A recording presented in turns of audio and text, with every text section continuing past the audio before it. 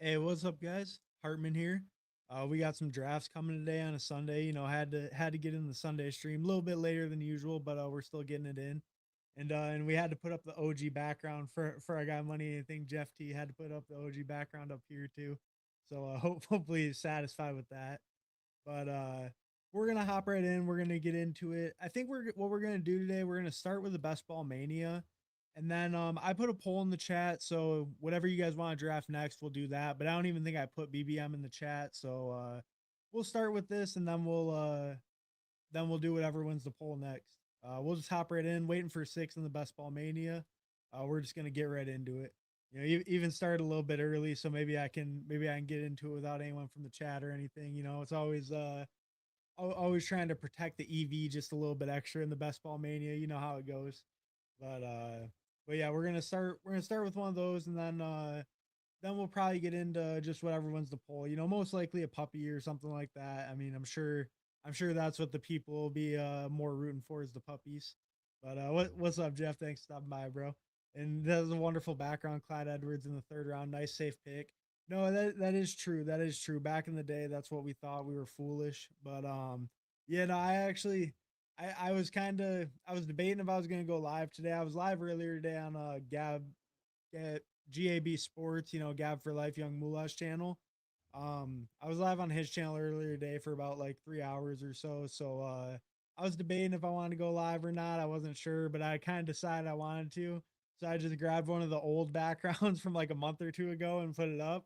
And it still had the old draft board too. So a little hidden Easter egg for those eagle-eyed viewers like Jeff T. Noticing the Clyde Edwards Hilaire. But all right, cool. The draft started. So we got the 10 spot.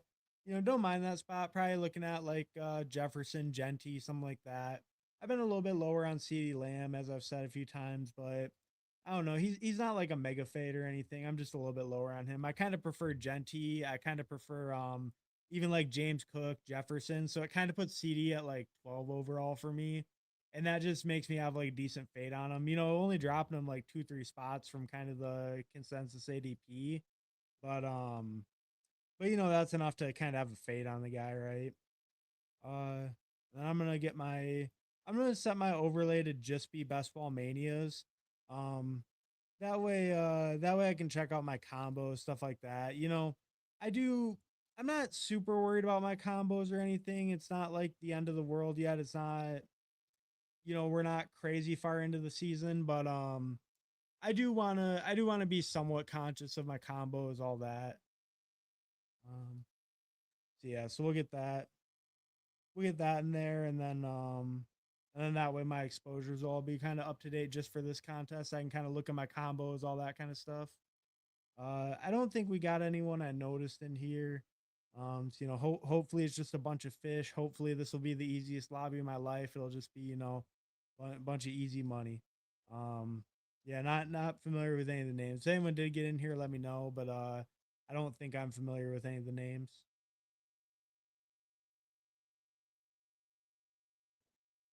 Um, all right. But yeah, like I'm saying, at 10. All right. So I got my portfolio updated. That was kind of what I was waiting for. So really low on JSN and Best Ball Manias, but that's kind of by design. I kind of pass on him quite a bit. CD Lamb at 7.5%. So not actually as low as I would have thought. That's actually fine right by field. But as you can see, my Justin Jefferson exposure is actually pretty crazy. 17% of him. I'm pretty much always picking him over like these running backs and over CD Lamb. But kind of surprised to see I'm like double the field on Jefferson and Best Ball Mania. Granted, I've only done like 53 of them, so my exposures are going to be a little bit like, they're going to be a little bit extreme probably in some spots, even if it's like not fully intentional. But 17% is higher than I would have expected. Maybe I'll pass on Jefferson here and get a little bit more gentier Cook if Jefferson's available. Maybe I'll just pass on him, get a little bit different here, but let's see what. Okay, so he takes Lamb. So normally, like I said, I would be Jefferson here, but given the exposure differences, let's actually get a little bit more James Cook. I don't think there's any reason that I should be low on him. I feel pretty comfortable with James Cook. We look at his touchdown numbers the last 2 years. That was kind of his issue early in his career. Only two rushing touchdowns each of those first two seasons, but then he goes for 16, goes for 12, two receiving each of the last 2 years. And I think that's really what's exciting is we look at James Cook in 2023. He had 44 catches, 445 yards, 4 receiving touchdowns. And we see his reception numbers dip the last 2 years as his rushing actually increased. They've been talking a lot about using him more out of the backfield, using him more in the receiving game. The GM's talked about it. The OC turned head coach has talked about it, and I think even just practice reports from beat reporters have talked about it. So, okay, I don't have Cook with Hampton or Chase Brown, or Derrick Henry. I wouldn't mind. Let's get him with Derrick Henry. I kind of want some Derrick Henry in my life. I was thinking about Hampton, but I don't really love the double week 7 bye. And I do want a little bit more of the big dog. So let me get some Henry. I think Chase Brown's also fine. I don't know. Chase Brown's okay. You know, he gets a good chunk of the work. Samaje does take some of that receiving stuff, which kind of hurts them. And sometimes the Bengals do go super pass heavy, especially with their defense being so bad. That like Chase Brown can kind of get phased out, but I think in this round, all these guys seem reasonable. They all should be like pretty heavy workhorses. I think Hampton has the most questions about his workload.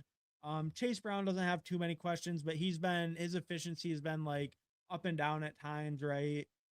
Where Henry, I think he's just super stable, super consistent. You don't really have to worry about it. And I didn't have any of him with Cook paired up, so I like getting some of that combo in my portfolio. Definitely, definitely always happy to get more of that combo in my portfolio.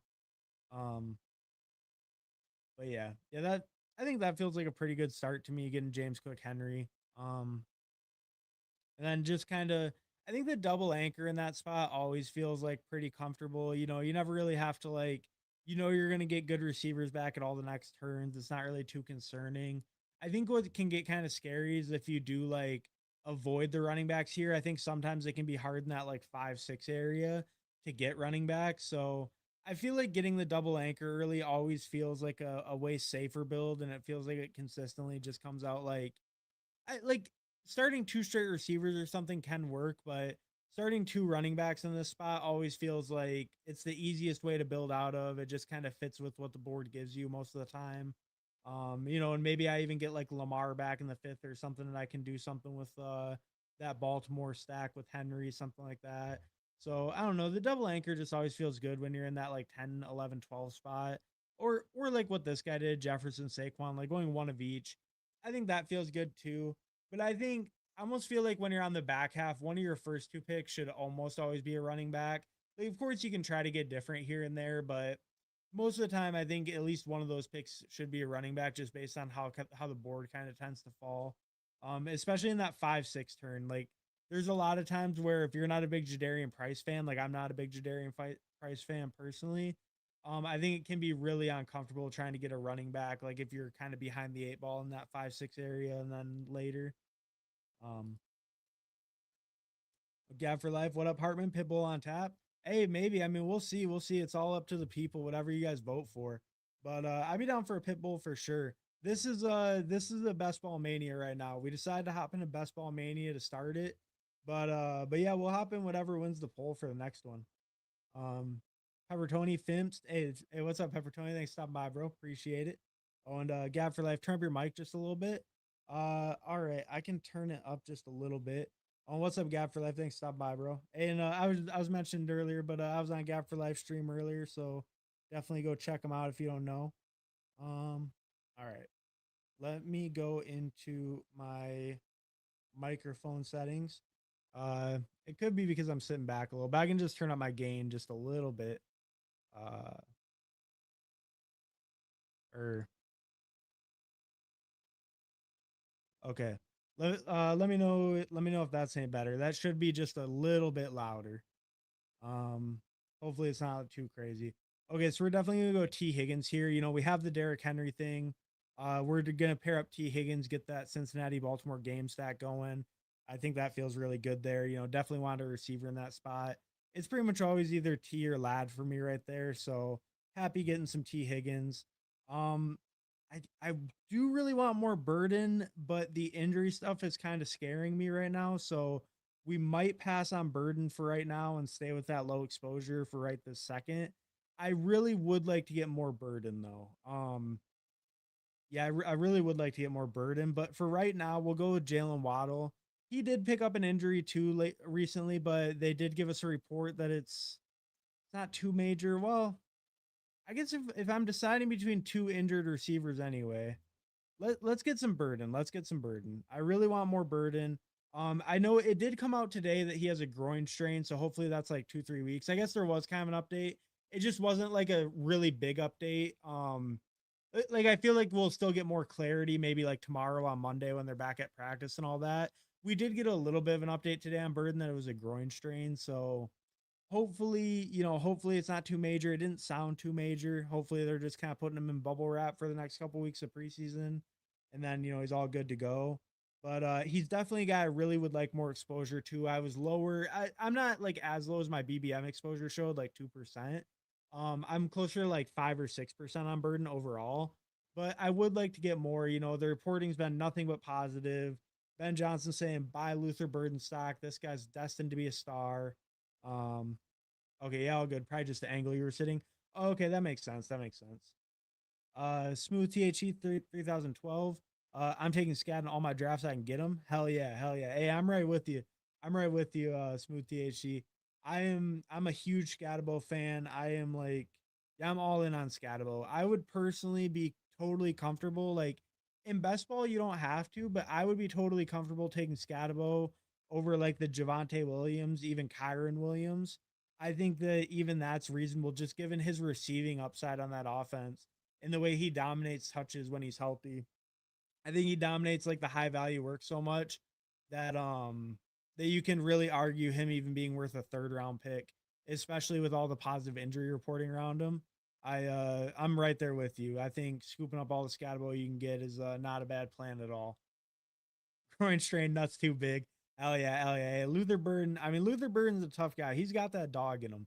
So we know his nuts are swanging and banging.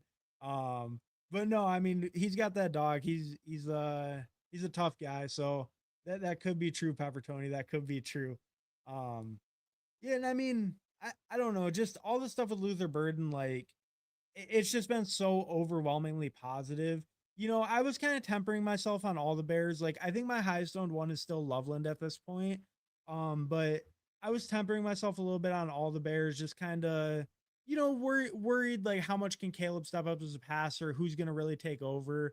But I think just with all the positive Burden reporting, I don't want to ignore it anymore. And and Burden was a guy too. Like last year when Burden was a rookie, I was really in on Burden, and it didn't like totally pay off. Like obviously he hit week 17, but it didn't like totally pay off because he didn't have a great year or anything. But like it's a guy I liked as a prospect, and I was maybe just like a little concerned about him in the fourth, and I like kind of the Terry McLaurin, the Mike Evans, some of those older guys a little bit more. But I think just with the consistent drum beat, and it's a guy that I already liked. It's like I was kind of thinking about it. And it's like, why am I lower on him? Why am I out on him? And like, if this is a guy I wanted to be in on before, and the drum beat is leading me to believe that he is that player that I thought he was when he's a rookie, it's like I should probably be buying in, right? Like I already do believe in this player, so I should be buying into a guy like that and willing to take the risk of him making the jump. Damn, P Wash at 57, that's crazy. I mean, it's not crazy, but um, I don't know. Yeah, P Wash price is moving up. I guess more what I meant to say. It's not crazy to take him at 57 by any means with all the hype, but yeah, price of the brick is moving up on P Wash. We're gonna go Lamar Jackson there. Pair him up with Henry. It's not like they have the most positive correlation because Henry doesn't catch a ton of passes, obviously. But I do like having that game stack with T. Higgins. I think I'm also liking a lot of the later Ravens pieces, like those receivers, kind of wanting to take shots on them. So it feels good in that sense too, kind of knowing I'm planning to maybe get some more Ravens late. I think that kind of makes sense too. I don't have Carnell Tate really paired with any of these guys except for Henry once. I wouldn't mind some more Carnell Tate. I do have quite a bit, and I'm not. Yeah, I think I'll go Carnell Tate. The other choice would be Jordan Tyson. I do like Jordan Tyson a decent amount, but I think we'll get some more Tate with him falling. I do like that Titans offense. I do want to buy into them. Tate's reports in camp have been, I don't know, they've been good, not great. Like it sounded good for him. I haven't really heard anything bad. It sounds like it's gonna be him and Wandale as the top dogs. Wide receiver three is kind of Sounds like it's going to be Ridley to start the year, but it's kind of up for grabs. But all the reporting on Tate's been pretty good overall. Obviously, the ultra high draft capital. I think I'm just willing to bet on the Titans as a whole, willing to bet on Cam Ward kind of making the leap. I believe in Brian Dable too. I think we see what he did with Daniel Jones when he went there. He made a big leap that year. The offense made a big leap. So I think I just feel pretty good getting Tate, getting piece of that offense. He fell just a little bit, so that feels fine to me. Got that dog. Hey, what's up, Jerry? Thanks for stopping by, bro. And check out Jerry if you don't know. He was doing a little bit of a marathon stream day. He had 500 subs today. Congrats to Jerry. Congrats, Jerry. He's out there killing it. Do you have Warren ahead of Loveland? No, I don't have Warren ahead of Loveland. I like Loveland more than Warren, but that's not a bad question though. That's not a bad question because realistically, I draft so many of these teams and a lot of it is like the market and the portfolio. But when I think about it, I mean, realistically, why couldn't you take Warren over Loveland? I think I think the thing with Warren to me is the single game spike weeks. I I don't know if his single game ceiling is as high as Loveland. And I think like Loveland's true ceiling, if he's the engine of that offense, is bigger than Warren's. But when I actually think about how I think the season will play out, like I don't think Loveland's going to be getting the 15, 14 targets a game like he did down the stretch. I think he'll be a major part of that offense. He probably will have some games like that. But realistically, Warren is probably going to more consistently be like just a consistent higher floor than more than Loveland is. So I think I still lean Loveland for the overall true like nuclear upside that I believe he has over Warren. But I think it's actually closer than the underdog ADP would indicate. I think it would actually be somewhat reasonable to like take Warren over Loveland. I think it's just something I don't consider much because they go so far apart in the ADP on here. And like with the big portfolio, it's like not generally a good idea to really reach on players and stuff. Because in general, like you don't it's just kind of like a losing value proposition over time if they generally go later. But I actually don't mind that call. I don't know. I think that that should be maybe more of a consideration than it is. But I would personally still be Loveland for the massive upside. But I think they are actually very close. I do think Warren gives you more like a weekly safer floor and will be more consistent most likely. Um, Hey, dude, I think you accidentally left Mastiff out of the poll. I was gonna put it in, but I ran out of options. It's unfortunate. Underdog's got the lobby packed. I was about to put it in, but it wouldn't let me give you a fifth option. So unfortunately, the poll stopped me. But maybe next time, maybe the next poll we'll get it in there. The man, the myth, the legend. Hey, what's up, comment? Thanks for stopping by, bro. Oh, what's up, McNix? Thanks for stopping by, bro. But yeah, hey, what's up, guys? Um, yeah, we had to get it popping today. We were over on the Young Moolah channel a little bit earlier, but we had to get it popping. Had to make sure we were live on a Sunday. Um, all right, what do I like here? So a lot of quarterbacks are available to me. I'm kind of gonna slow down on Alec Pierce. The injury stuff, it's still sounding not great.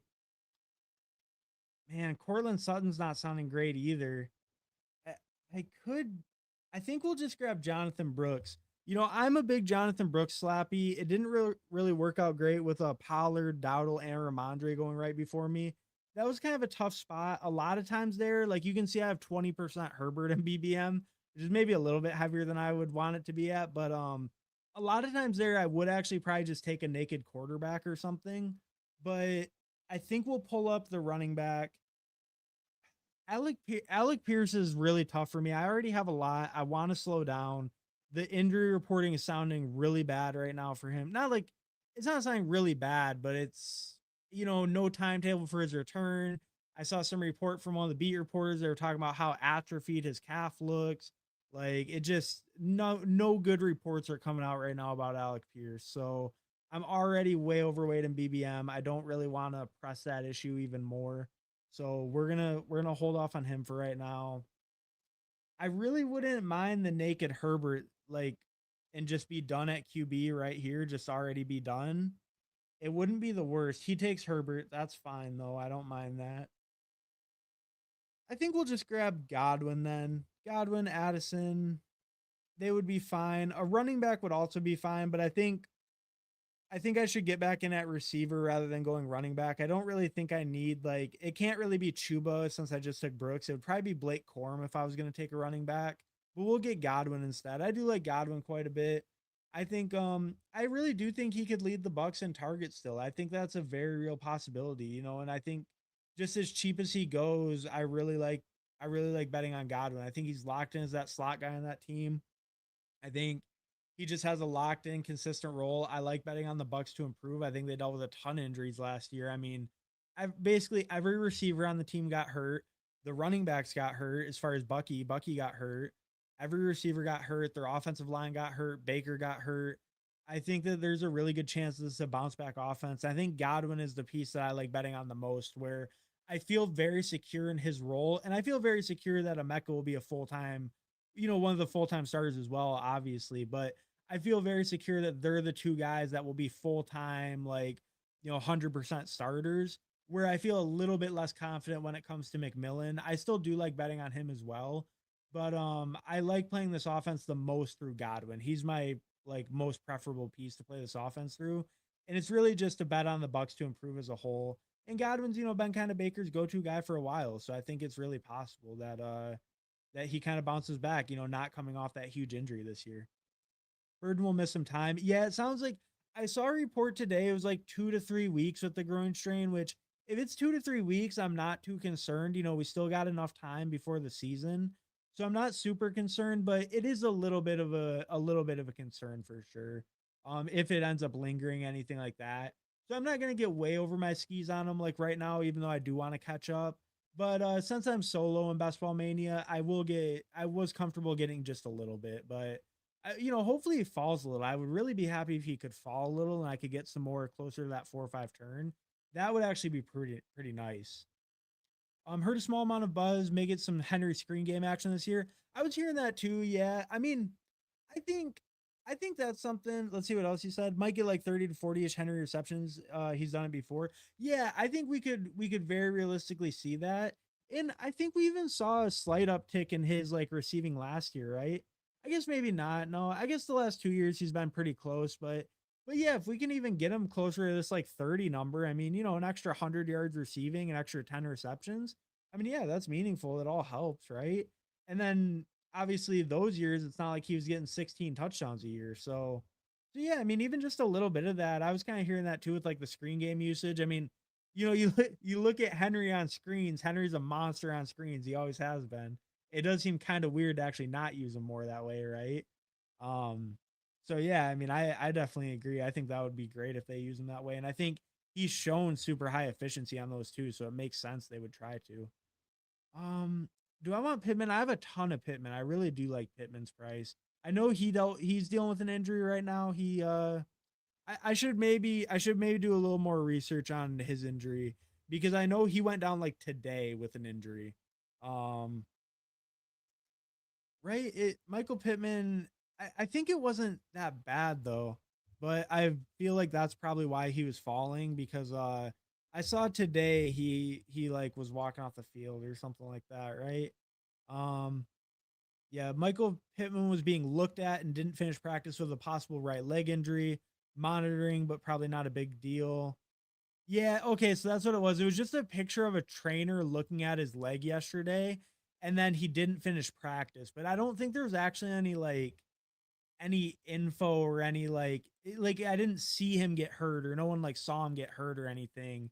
It was just like a trainer was looking at him and he didn't finish practice. I think I want to get some more Jordan Mason. You know, I'm pretty low on Jordan Mason. I'm still not going to be like a super big Jordan Mason bull by any means, but I do think, you know, he was a really efficient rusher last year, even on a terrible Vikings team. He is obviously limited because he's never going to be a big pass catcher, but he was very efficient. He still got a good amount of touchdowns. I believe Jordan Mason had 6 touchdowns last year, 5 touchdowns last year. What do you have? Six? Yeah, 6 rushing touchdowns, 159 carries for 758 yards on absolutely terrible passing offense. So I think, you know, if we see the offense improve even just a little bit with Kyler over JJ McCarthy, I think we could see, you know, Jordan Mason was already super efficient. Maybe that touchdown number gets bumped up a little. And then maybe with Jones being another year older, you know, we've kind of heard some of the reports that Mason might have might have kind of taken over as that lead running back. Maybe Mason does get even more carry volume, and Jones is more a change of pace, like receiving back type guy. So I like making the bet on Mason there. That feels pretty good to me. Get my fourth running back. I think that felt like a good spot to do it. Baker goes. That's a little unfortunate, but I mean, it's fine. With Lamar, I was kind of deciding I'm willing to push it. I also have good outs as far as I could get Aaron Rodgers or Cam Ward. So I have some good outs like later. So I'm not super worried about locking up QB early. Not sure if you heard, but today was Cardinal Tate Day in Tennessee. No, I didn't. I did not hear, Jeff. Tell me more. Tell me more. I would love to hear about Cardinal Tate Day. You can so far most stuff, like I've heard some good stuff about Tate, but it's mostly just like, like, yeah, he's look good. Like he's not one of those guys that's like every single day it's, oh my god, look at the new highlight, but it's also like nothing bad either. Hartman, I came here because you're the man. Toxic Tower should have rescheduled. I appreciate it, Al Boogie. Yeah, no, I know. I went live at the same time as Toxic Tower. Probably not my smartest move. But what I'm gonna do is I'm probably gonna be live for a while. So we'll just maybe we'll get the little end rush of all the Toxic Tower people when they're done. I scheduled it, to be honest. I scheduled it and I totally forgot they had a Sunday stream because I probably would have just like skipped it if I saw that. But hey, I mean it works out. We got some people out here. We're chatting, we're drafting. It's all good. But and I appreciate Boogie. Appreciate you stopping by. I always appreciate it, brother. But but yeah, I don't know. I was just surprised they never do streams on Sundays. I completely forgot they planned one. But I mean, hey, it's all good. It's all good. Got to get in where I fit in, so it's all good. I'm on Loveland fourth round. That's fair. That's fair. I think it does get harder to pick Loveland when there is Warren there in the sixth.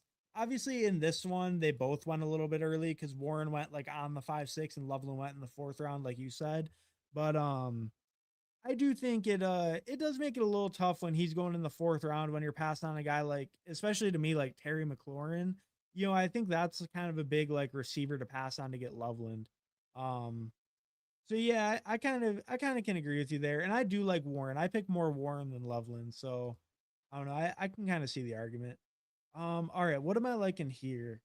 I kind of like Dallas Goddard. I prefer Dallas Goddard straight up over Likely and Ferguson. And I do have more Likely than I would like in BBM anyways.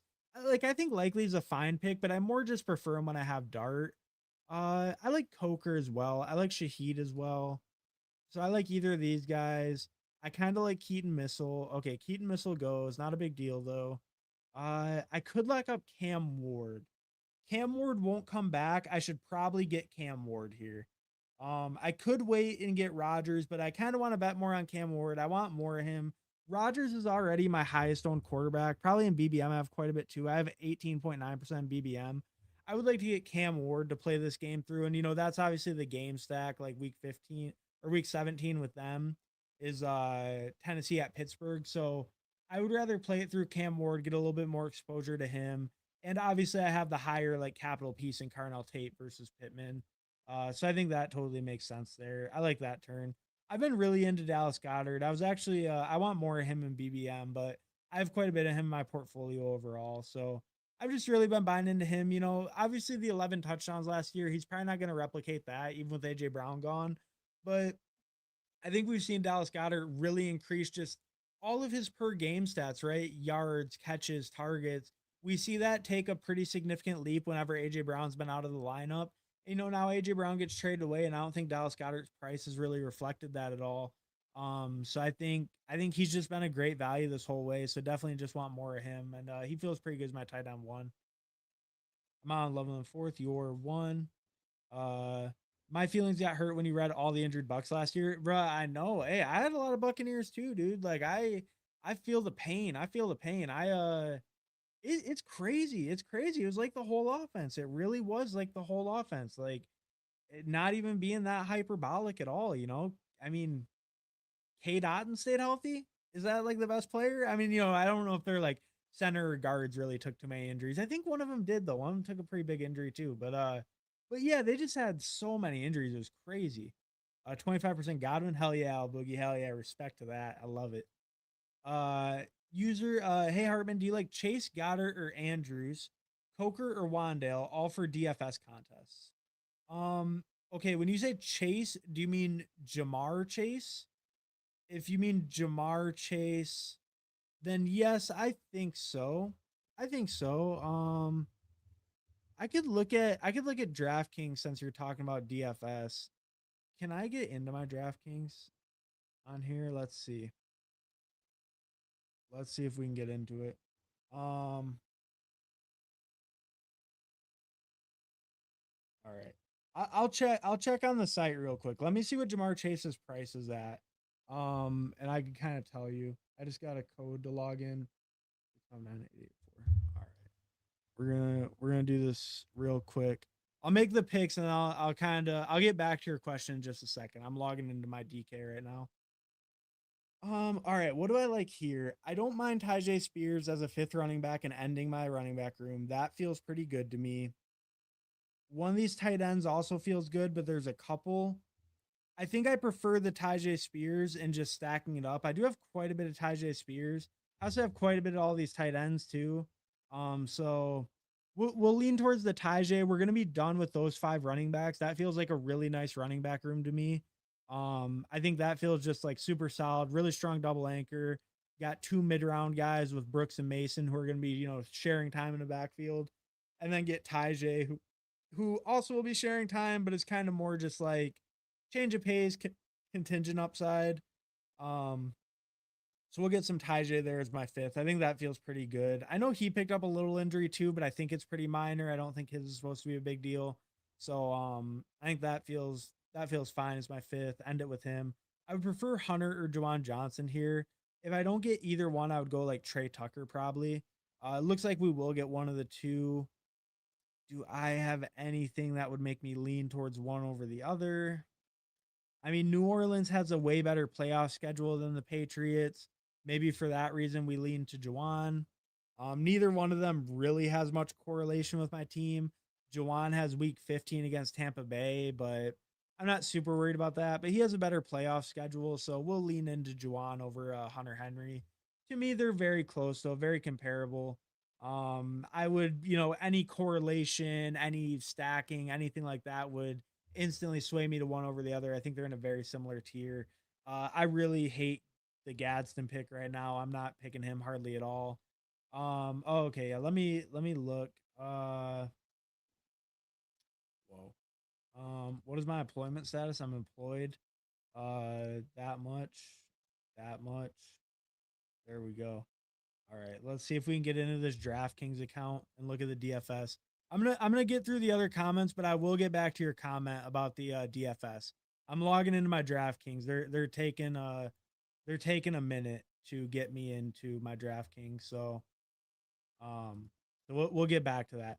Number 9, like, hey, Heart Money, Al Pitt, Peppertony. Hey, what's up, Fantasy Dog? Thanks for stopping by, bro. Always appreciate it. Always love seeing the Fantasy Dog around. And that reminds me too, if you're enjoying the content, drop a like, drop a sub if you haven't already, of course. But always appreciate Fantasy Dog.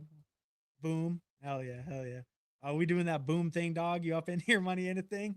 Hell yeah, hell yeah. No, yeah, just been here for a little bit. Jeff was hyped today. We got the old school background going for him. But it was a good day for him. I like your 25% Godwin. I got about 15 to 16 Al Boogie. Tate Day was one day like his season. Tate Day was one day like his season.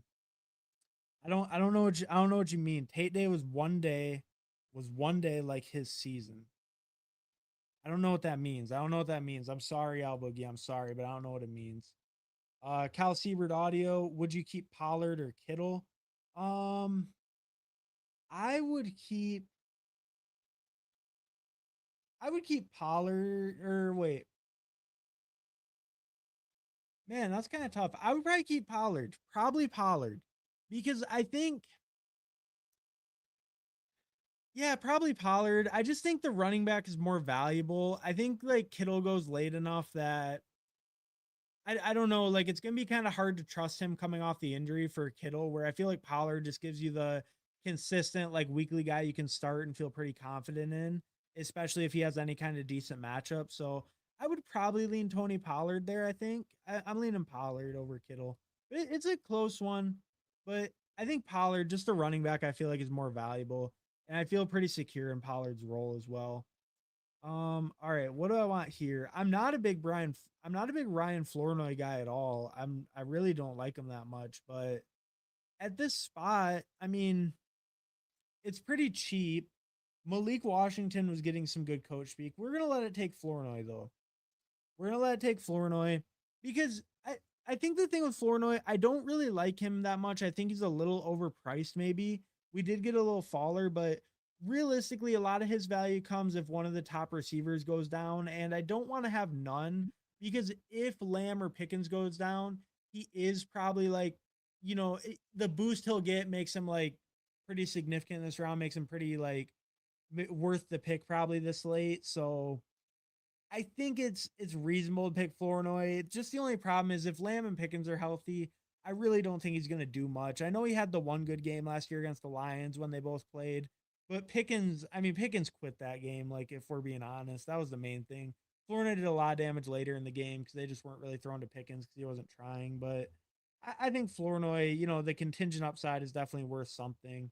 All right, we could go Gunner for a third, get that locked up with Cam Ward. I think that feels pretty good to me. We'll just go Gunnar Helm as the third. Yeah, no, that feels solid. Nothing else is really speaking to me. Like I said, I'm done at running back. I would like to get a little bit of Alvin Kamara at some point. He's been getting more and more reports. Like, obviously they're fully splitting and all that, but I didn't really see the need to throw him on here. Maybe he would have been an okay pick, but I think I'm really just looking at two more receivers for this build and then calling it good there. I'm probably gonna stop at the two QBs. Um, yeah, I don't really have anything I need it for. Like, I need a third QB for. Usually I'm a lot more of a three QB guy, but I think I'm just gonna let it ride with Lamar and Cam Ward. I think I'll just feel fine with that. And yeah, I think I'll just go two more receivers and then it'll be good there. And and I feel like right now too, a lot of the guys who are kind of emerging as like maybe more upside picks or guys I kind of want to bet on, um, I think they do feel I think they feel like they're receivers. There's a lot more receivers emerging right now that I feel like better with, that I feel like I want to take shots on. So I think leaving those spots for receivers feels better. We see Jacoby Lane go. That would have definitely been one I was looking at. Maybe I should have just pulled him up to 16-3 because I realistically he has been going in that 16th, 17th round. So I should have maybe pulled him up just to 16-3 over Gunnar Helm, to be honest. I did want that third tight end and it was stacked. So I do like the home pick, but maybe pulling up Lane with my Lamar would have been the move since he is such a riser. Um, okay. And then I want to get to this really quick. We did manage to get into the DraftKings. I guess, well, okay. All right. What we'll do, what we'll actually do, um, we'll we'll get to that question, unfortunately, when yeah, we'll get to that question when it is when the draft finishes, because I'm having a hard time navigating the DraftKings. I'm sorry. I'm not much of a DraftKings guy yet. I'm sorry about that. User ZH. All right, let me make this pick quick and then we'll get to the rest of the chat. Definitely Rashad Bateman if we can get him. I mean, Lane's been getting a ton of good coach speak, of course, but so has Bateman. Bateman's been talking about they're going to use them all around, put them in the slot. Pat Bryant would have definitely been a consideration as well. He goes right there. So it's definitely Bateman stacked up with my Lamar. I don't have Zay. I only have Henry. So Bateman's definitely the pick there. No doubt about it. Jeremy, I don't need Jeremy. I have Michael Pittman. That doesn't make a ton of sense. All right, what do I like? I kind of like Caleb Douglas actually. I want more of him in BBM. I kind of like Malachi Fields as well. These are two guys I would say I'm trying to get some more exposure to right now. I'm not even sure if they're really going to move up a ton or not, but I would like some more exposure to them. Do I have a strong preference? Does either one have anything that's swaying me? Not especially. I mean, Malachi Fields obviously plays Dallas the last week, which is kind of interesting. I think Caleb Douglas maybe has more overall upside, just like as a guy who could maybe be the lead receiver on his team. I mean, realistically, anyone could be on Miami. Let's be real. So I think I want to take shots on him, just those reports, they're moving him all around. They're really happy with him as a blocker. I think him being a good blocker, being a big body, is going to get him on the field more and will give him opportunity. So I think that's just why I like kind of making bets on him right now. Shout out Centex Legend if he sees this. The first one to be on Caleb Douglas, obviously. He was trying to teach us ball months ago. So, but no, realistically, the reports on Douglas have been pretty good, and I think it is a wide open receiver room. I know Malik Washington's got a little bit of good reporting as well, so I'm a little maybe more open to taking shots on him as well. But I don't know. Definitely want to grab a little bit of Caleb Douglas here. Like, not I don't know, not the highest conviction pick to be honest, but the good reporting on a team that's wide open. We'll take the shots here and there. Money in the thing. Carnell Tate caught 3 TDs before practice, was halfway through, caught another later in the day. He was unguardable today. Hell yeah. Hell yeah. Love to hear that, Jeff. Love to hear that. That's awesome. That's awesome. But yeah, I mean, that's great to hear. I mean, I'm like I'm just totally I guess I'm not like one of those super in on Carnell Tate people, but I'm more in than out. I think I'm overweight in like pretty much every format. So nothing crazy, but around like 10% total or something. So yeah, no, I definitely like hearing that. Happy to hear that.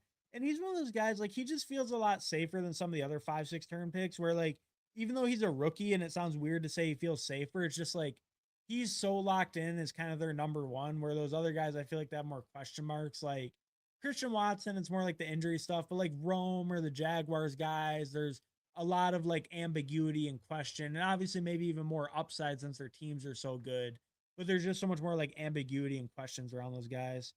Paulino, no shade, but we rock with Hartman. Hey, hell yeah, appreciate it, Paulino, appreciate it. Hey, and don't get me wrong, I love me the Toxic Tower. Don't get it twisted. I love the Toxic Tower. I didn't know they were going live tonight. Like dead ass. I forgot they were going live on a Sunday.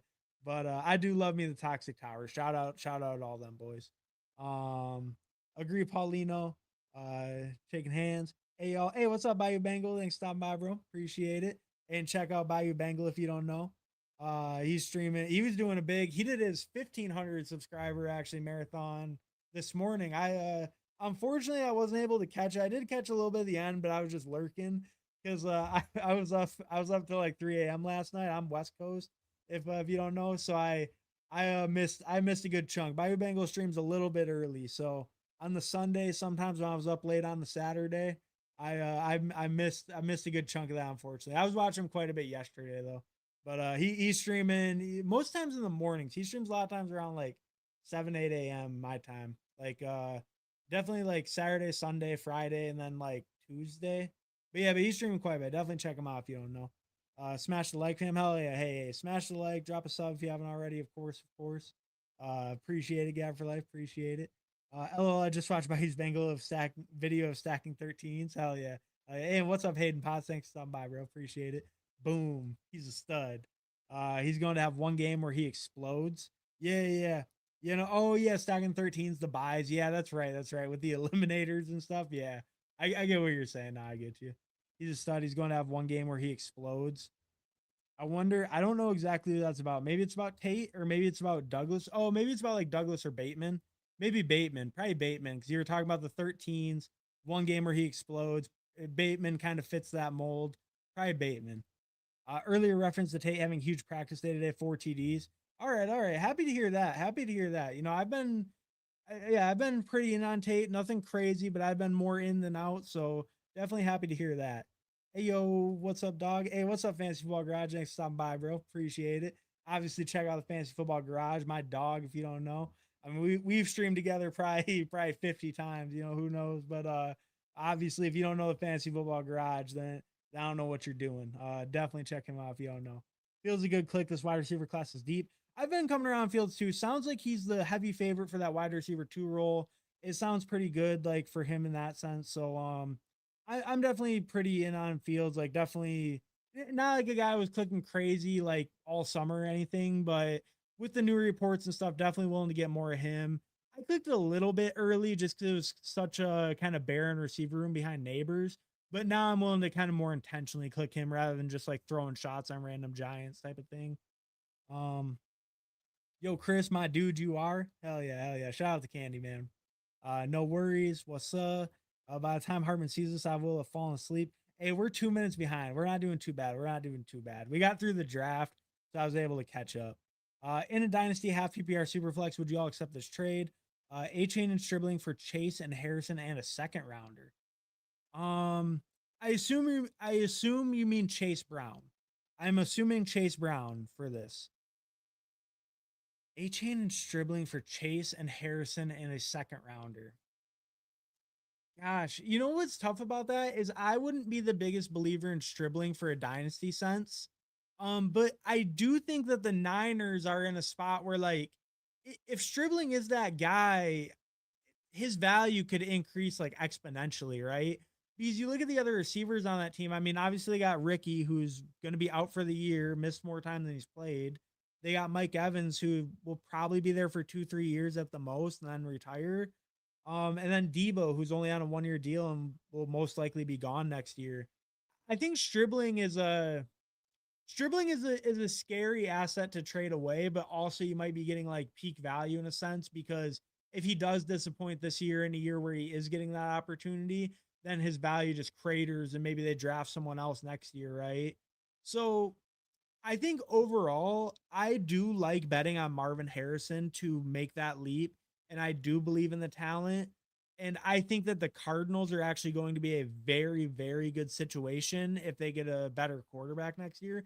Even this year, I don't think they're going to be a terrible situation with Jacoby Brissett.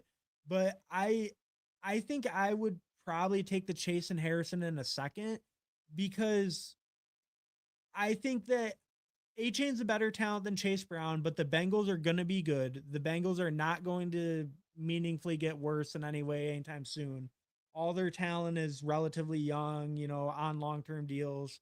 So I feel like I like his situation. A-Chain's situation is a little scary in the long term. Like, I think he's a more talented player, but the Dolphins are probably going to be rebuilding for a while, I'd imagine.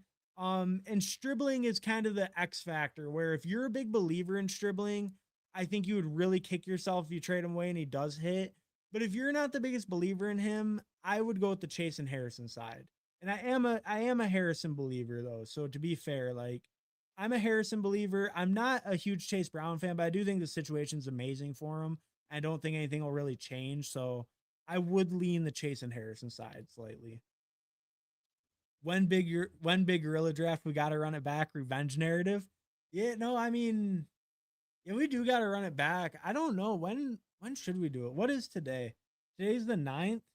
I don't know. We should It must be Chase Brown. If it's Jamar, then obviously you take the Chase side.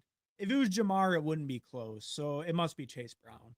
My other RBs are Hampton, CMC, and Scat. So I was like, do I risk it and go for the crazy 3 out RB team? Um, Yeah, I think with that, I think I go to the Chase and Harrison side still because I think Chase Brown and A Chain are very comparable. I mean, they go like in underdog, like for this season alone. I mean, A Chain went at 19, Chase Brown goes at 17. They're very comparable in like season long.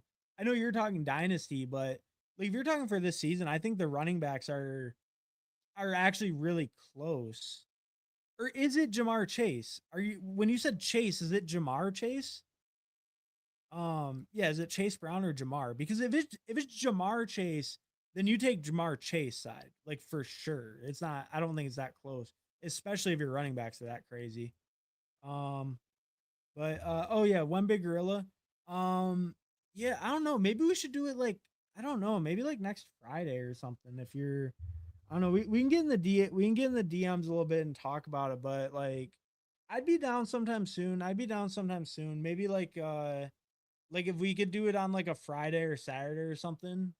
Um just because I know they are pretty long drafts. But I mean we could do it on a weekday as well. That'd be fine.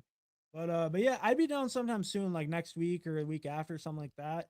I'd be chill with that. I wouldn't trade Chase for 3 firsts. Yeah, yeah. If you can get Jamar Chase, you do it. Yeah, it must be. LOL is Chase Brown. Okay, yeah. See, I actually don't think the running back difference is that crazy though. I don't think it makes too much of a difference there. So I think that's why I lean the Harrison side because I have a lot more belief in Harrison. I believe Harrison will make the leap. I really think he can. I believe in the talent. So I would lean towards that side because I think the running backs are actually pretty comparable. Um, Trade Burrow for 2027 first round picks. Not if it's a super flex. No, I probably wouldn't. And what's up, Tater Bob? Thanks for stopping by, bro. But no, not if it's a super flex. If it was a single QB, then yeah, probably. But if it's a super flex, no, it's not worth it. Because like unless yeah, because you wouldn't know what picks they are. You're right. So no, it wouldn't be worth it. No. If super flex, yeah, if super flex. If it's single QB, then yes. Alex Gray. Hey, what's up, Alex Gray? Thanks for stopping by, bro. Yo, Garage, are you streaming tonight? Let's see. What do you say? Streaming tomorrow with Jerry. Okay, so Garage will be back tomorrow. Back with your regularly scheduled programming. What's up, bud? Hey, what's up, Kevin? Thanks for stopping by, bro. Appreciate it. All right. And we're about to check out my team real quick, and then we're gonna hop in whatever draft won the poll. So go ahead, vote if you guys haven't already, and then I'll check out that YouTube poll and we'll hop into it. Um, Word, I think it's a fair trade to get some upside on a year 3 Harrison breakout. Overall, I think I do value A-Chain more than Brown straight up in a PPR dynasty. I think I do agree, but I think they're very close in dynasty or in redraft.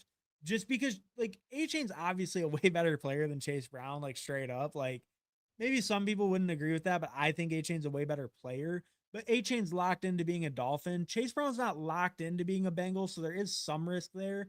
But you know, as long as he does stay on the Bengals, I mean that team environment will just keep him afloat probably. So I do think A-Chain's a better player, but the situation's good for the situation's good for Chase Brown. Um RMT 10 man half PPR QB Herbert, RB Saquon Hampton, Jacobs, Bigsby, wide receiver Rice, Pickens, Pierce, Godwin, QJ, tight end Gadsden. Um, I think that's fine. I'd probably get a better tight end than Gadsden. Maybe you're a big Gadsden guy, but like in a 10 man, I don't know, like in a 10 man, like I feel like I would rather have like is like Brenton Strange or like Chig on your waivers or something like that. Something like that, maybe. Um, because I think Gadsden in a redraft is gonna be really hard to use. I think you're gonna get like you might get some spikes and it could work out okay, but I think you're gonna have some really bad floor weeks. Um I think it's just like the floor just won't really be there as much. Um all right. All right. All right, we got you. All right. So we'll check out the DK real quick. We're gonna check out the DFS real quick, the quickest we've ever looked at something. How do I find it though? Is what I'm trying to figure out. Because I don't know how DK works. Like I'm sorry, but man, I am not good at this DraftKings stuff. Um, where would it even be? Be this? It would be here, wouldn't it? I bet it would. All right, let's see. Is this like a this isn't a draft, right? This is a make your lineup. All right. All right. We're gonna answer his question real quick on the DK. Because you were asking about it last time. I said I would look and I lied to you because I never did look. All right. We're gonna look real quick at this, and then I promise we're getting another underdog draft. Do I like Jamar Chase against Tampa Bay? Yes. I mean, Tampa Bay's corners are pretty bad, right? So I feel like yes, I would be okay with betting on them. I mean, overall, I'm not gonna lie to you. I'm not a huge DFS guy. I do play a little bit, but like as far as like the DVIG on like his salary versus like some of these other guys, it feels like maybe he's a little bit pricier than he should be for week one. Like maybe I would kind of more avoid Jamar Chase. I think it looks like it'd be a reasonable play because I don't think Tampa Bay's defense is much to be scared of. But I think his price like over the other guys is it maybe feels a little steep when you can get like for like 1600 less you can get into like guys that are just outside of the top 10. It feels like or you can even get like guys with really good matchups like Zay, Drake London for a significant amount less. I feel like I'd probably be lower on Chase. Goddard or Andrews, let me see their prices. uh Goddard's 4100 against Washington, Andrews 3900 against Indy. Oh wow, that's kind of interesting. I think give me Andrews. Give me Andrews. You know, Washington's defense might be a little bit improved against tight ends with their absolute all-star first-round pick, Sonny Styles. I'm a big Sonny Styles fan, so you know maybe I'm overrating him a little, but I think he's a real all-around linebacker. I think that'll probably help with their tight end coverages. So you know it might not be as good of a matchup as it appears from last year. So maybe I would lean Andrews. I think, and especially too when we think about Andrews, like likely's gone and some of these young guys are getting a lot of hype in camp and stuff, and it might take them a little bit to kind of get that connection with Lamar. Andrews has that built-in connection like only him and Zay do, and Andrews has it in the red zone, right? So probably Andrews over Goddard for me, and then Coker or Wandale. Let's look at Coker or Wandale. Then we'll get back over to the underdog. Let me. I'll just type them in. Coker, Coker 4600 plays Chicago. Wandale, how much? 4,800 plays the Jets. Ooh. I mean, I feel like Wandale is going to be safer, but like realistically, it's hard to see him spiking. You know, even like when we look at last year, I think we just see a lot more like you get some pretty disappointing weeks, even on 140 targets last year. You know, let's not forget 140 targets 2 years in a row. Some spikes though. I feel like I would personally probably lean Coker. I'm more a fan of Coker. I think it's a good matchup. I think Coker, I think neither one of them has an insane floor. And Coker, I feel like just will have more ceiling games. Probably, I don't know if he'll have more ceiling games, but I feel like he's just more liable to kind of get that deep ball, get behind the defense, and just kind of hit that like big spike in a meaningful way. So probably Coker at those prices. Yeah, probably Coker. That one I feel the least confident about out of the three, though. The tight end one, I think I definitely lean Andrews, but in that spot, probably Coker over Wandale. But all right, all right. So we did get to that. We got to the DFS. I could technically look at more now too, since I have DraftKings logged in finally. But all right, we're gonna look at the team. We're gonna go to the poll, and then we're gonna draft whoever wins the poll. But I will look at my team first. This was a best ball mania. Let's look at the team. 2583. Lamar and Cam Ward. I think that's totally reasonable for a 2QB build. Obviously, it's on the a little bit weaker side, but I'm kind of just going Lamar staying healthy all year. He's not getting hurt. Cam Ward basically just needs to cover week 9 and we're good. Generally, I do lean more into 3 quarterback builds, but I think that's fine for a 2 quarterback build. And I am kind of bought in on Tennessee with this build as well. So it feels okay. It feels okay with those two. And then running back James Cook, Henry, Jonathan Brooks, Jordan Mason, Tyjae Spears. That feels totally solid to me. Really strong double anchor up top. Got 2 kind of mid-range guys who are both splitting work. Have the potential to take over their backfields, in my opinion. So I think that feels really good there for my 2, 3, and 4. Tyjae as a 5th feels good. You know, getting some work as a change of pace receiving back and has pretty good contingent upside as well if Pollard goes down. I'm not a big Singleton believer personally, so that makes me feel a little bit more confident in Spears and Pollard. And then receiver, we go T. Higgins, Luther Burden, Carnell Tate, Chris Godwin, Michael Pittman, Ryan Flournoy, Rashad Bateman, Caleb Douglas. I think that feels good. You know, Pittman as my 5th pretty much always feels good, to be honest. So if Pittman's my 5th, I'm probably going to be happy with the receiver room almost every time. So, you know, I think it just feels really good, feels like solid. Obviously, maybe some question marks as far as Burden and Tate, where like, you know, what are they going to be? What are their roles? All that kind of stuff. But got some safer, kind of more maybe floor guys with Godwin and Pittman, you know, high reception floor guys, maybe a little bit steadier guys. So I think that feels good. It feels like a good mixture. Flournoy, we got a big faller on. Like I said, I'm not a huge fan, but I'll get a little exposure here and there. And when he falls 16 picks or whatever, I think that's a good time to get it. So that's fine. Got Bateman stacked up, you know, been getting some good hype, moving them all around the formation, used in the slot, blah, blah, blah. So good to hear that, you know, getting some hype. We'll grab him stacked up, of course. And then Douglas, kind of same thing. Rookie getting some hype, easy receiver room or a weaker receiver room. So we'll take some shots on him.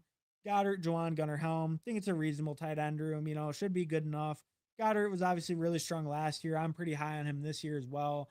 Don't think he'll repeat touchdown wise, but I do think the efficiency could even spike up a little bit with AJ Brown gone, as we've seen in the past. And then, you know, Juwan and Gunnar Helm, just the starting receiving tight ends on our team, feel pretty good with them.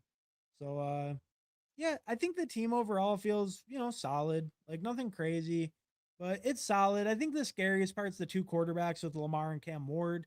If I get any injuries or anything that could hurt, you know, could have some lower floor weeks, but really just relying on that elite with Lamar and just kind of leaning into that a little bit more.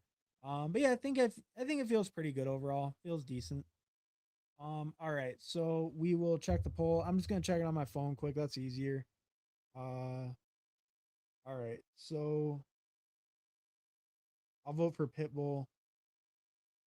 Let's see what won. All right, the puppy won. Puppy got 41%, Pitbull got 24%.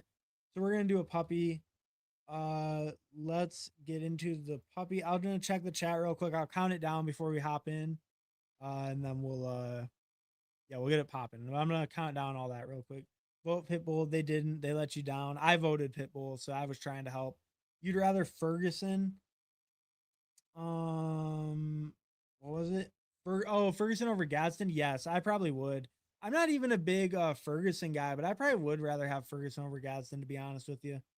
Um, yeah, probably. I'm just not a big Gadsden guy. I really think like if you look him up and you look up the reporting, it's been pretty shaky on his role lately. Like it's honestly sounding more good for Charlie Kolar. As much as I hate to admit it, that the Kolar Bears could have been right all along, is really sound like Charlie Kolar is going to be on the field more than Njoku or Gadsden. As much as I hate to admit it, having like no Charlie Kolar, and cracking jokes about the Charlie Kolar guys. It sounds like he might be on the field the most out of the three tight ends. So it's crazy. Hartman with the double header, hell yeah. Hey, what's up, Fantasy Fitness IO? And we were on with Fantasy Fitness IO yesterday for a while. We got some drafts in. Definitely go check out Fantasy Fitness IO if you don't know. He's streaming pretty much every single day. So definitely go check him out. Good channel over there, good info. He has some cool like sheets, cool like matchup stuff that you can check out over there too. So definitely go check him out. Got your like. Hey, appreciate Best Ball on Call. Appreciate it. Hey, drop a like, drop a sub. You haven't already, of course, but appreciate it. And what's up, Best Ball on Call? Check him out as well. I mean, hey, he's a streamer with the best setup in the game. Best Ball on Call is, his stream setup puts most people to shame. Maybe even Big Pete. But all right. With all that said, let's get into the puppy. I'm gonna count it down from 10. We're gonna hop into the puppy 3 in 10, 9, 8, 7, 6, 5, 4, 3, 2, 1. All right. We're in Instafill. Hopefully some of you guys got in. Yeah, hopefully. Let's see. Does not look like it. Looks like we got a room with no one I recognize. So hopefully I didn't rug pull. I did try to do a countdown. I did jump in when the countdown ended.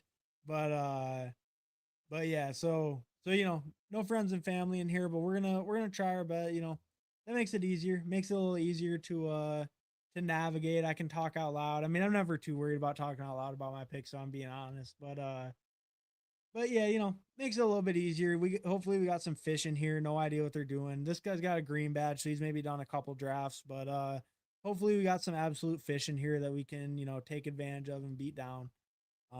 Since we didn't get any of the chat in here. Anthony, what's good, fancy dog? My setup mostly a donation from a former employer. Damn, nice. I guess we have all that memorabilia and shit, huh? You got all like the Tigers memorabilia and all that kind of stuff. So that, I mean, that's pretty sick. That's pretty sick. My employer doesn't give me no memorabilia. It's bullshit.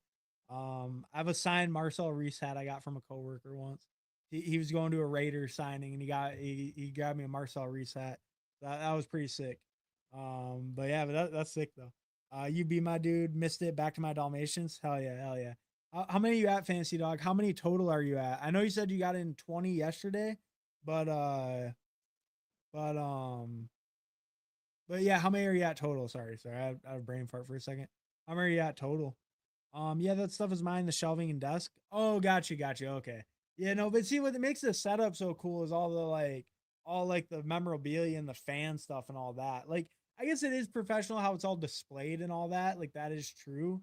But like all the cool shit is like all the memorabilia and all that.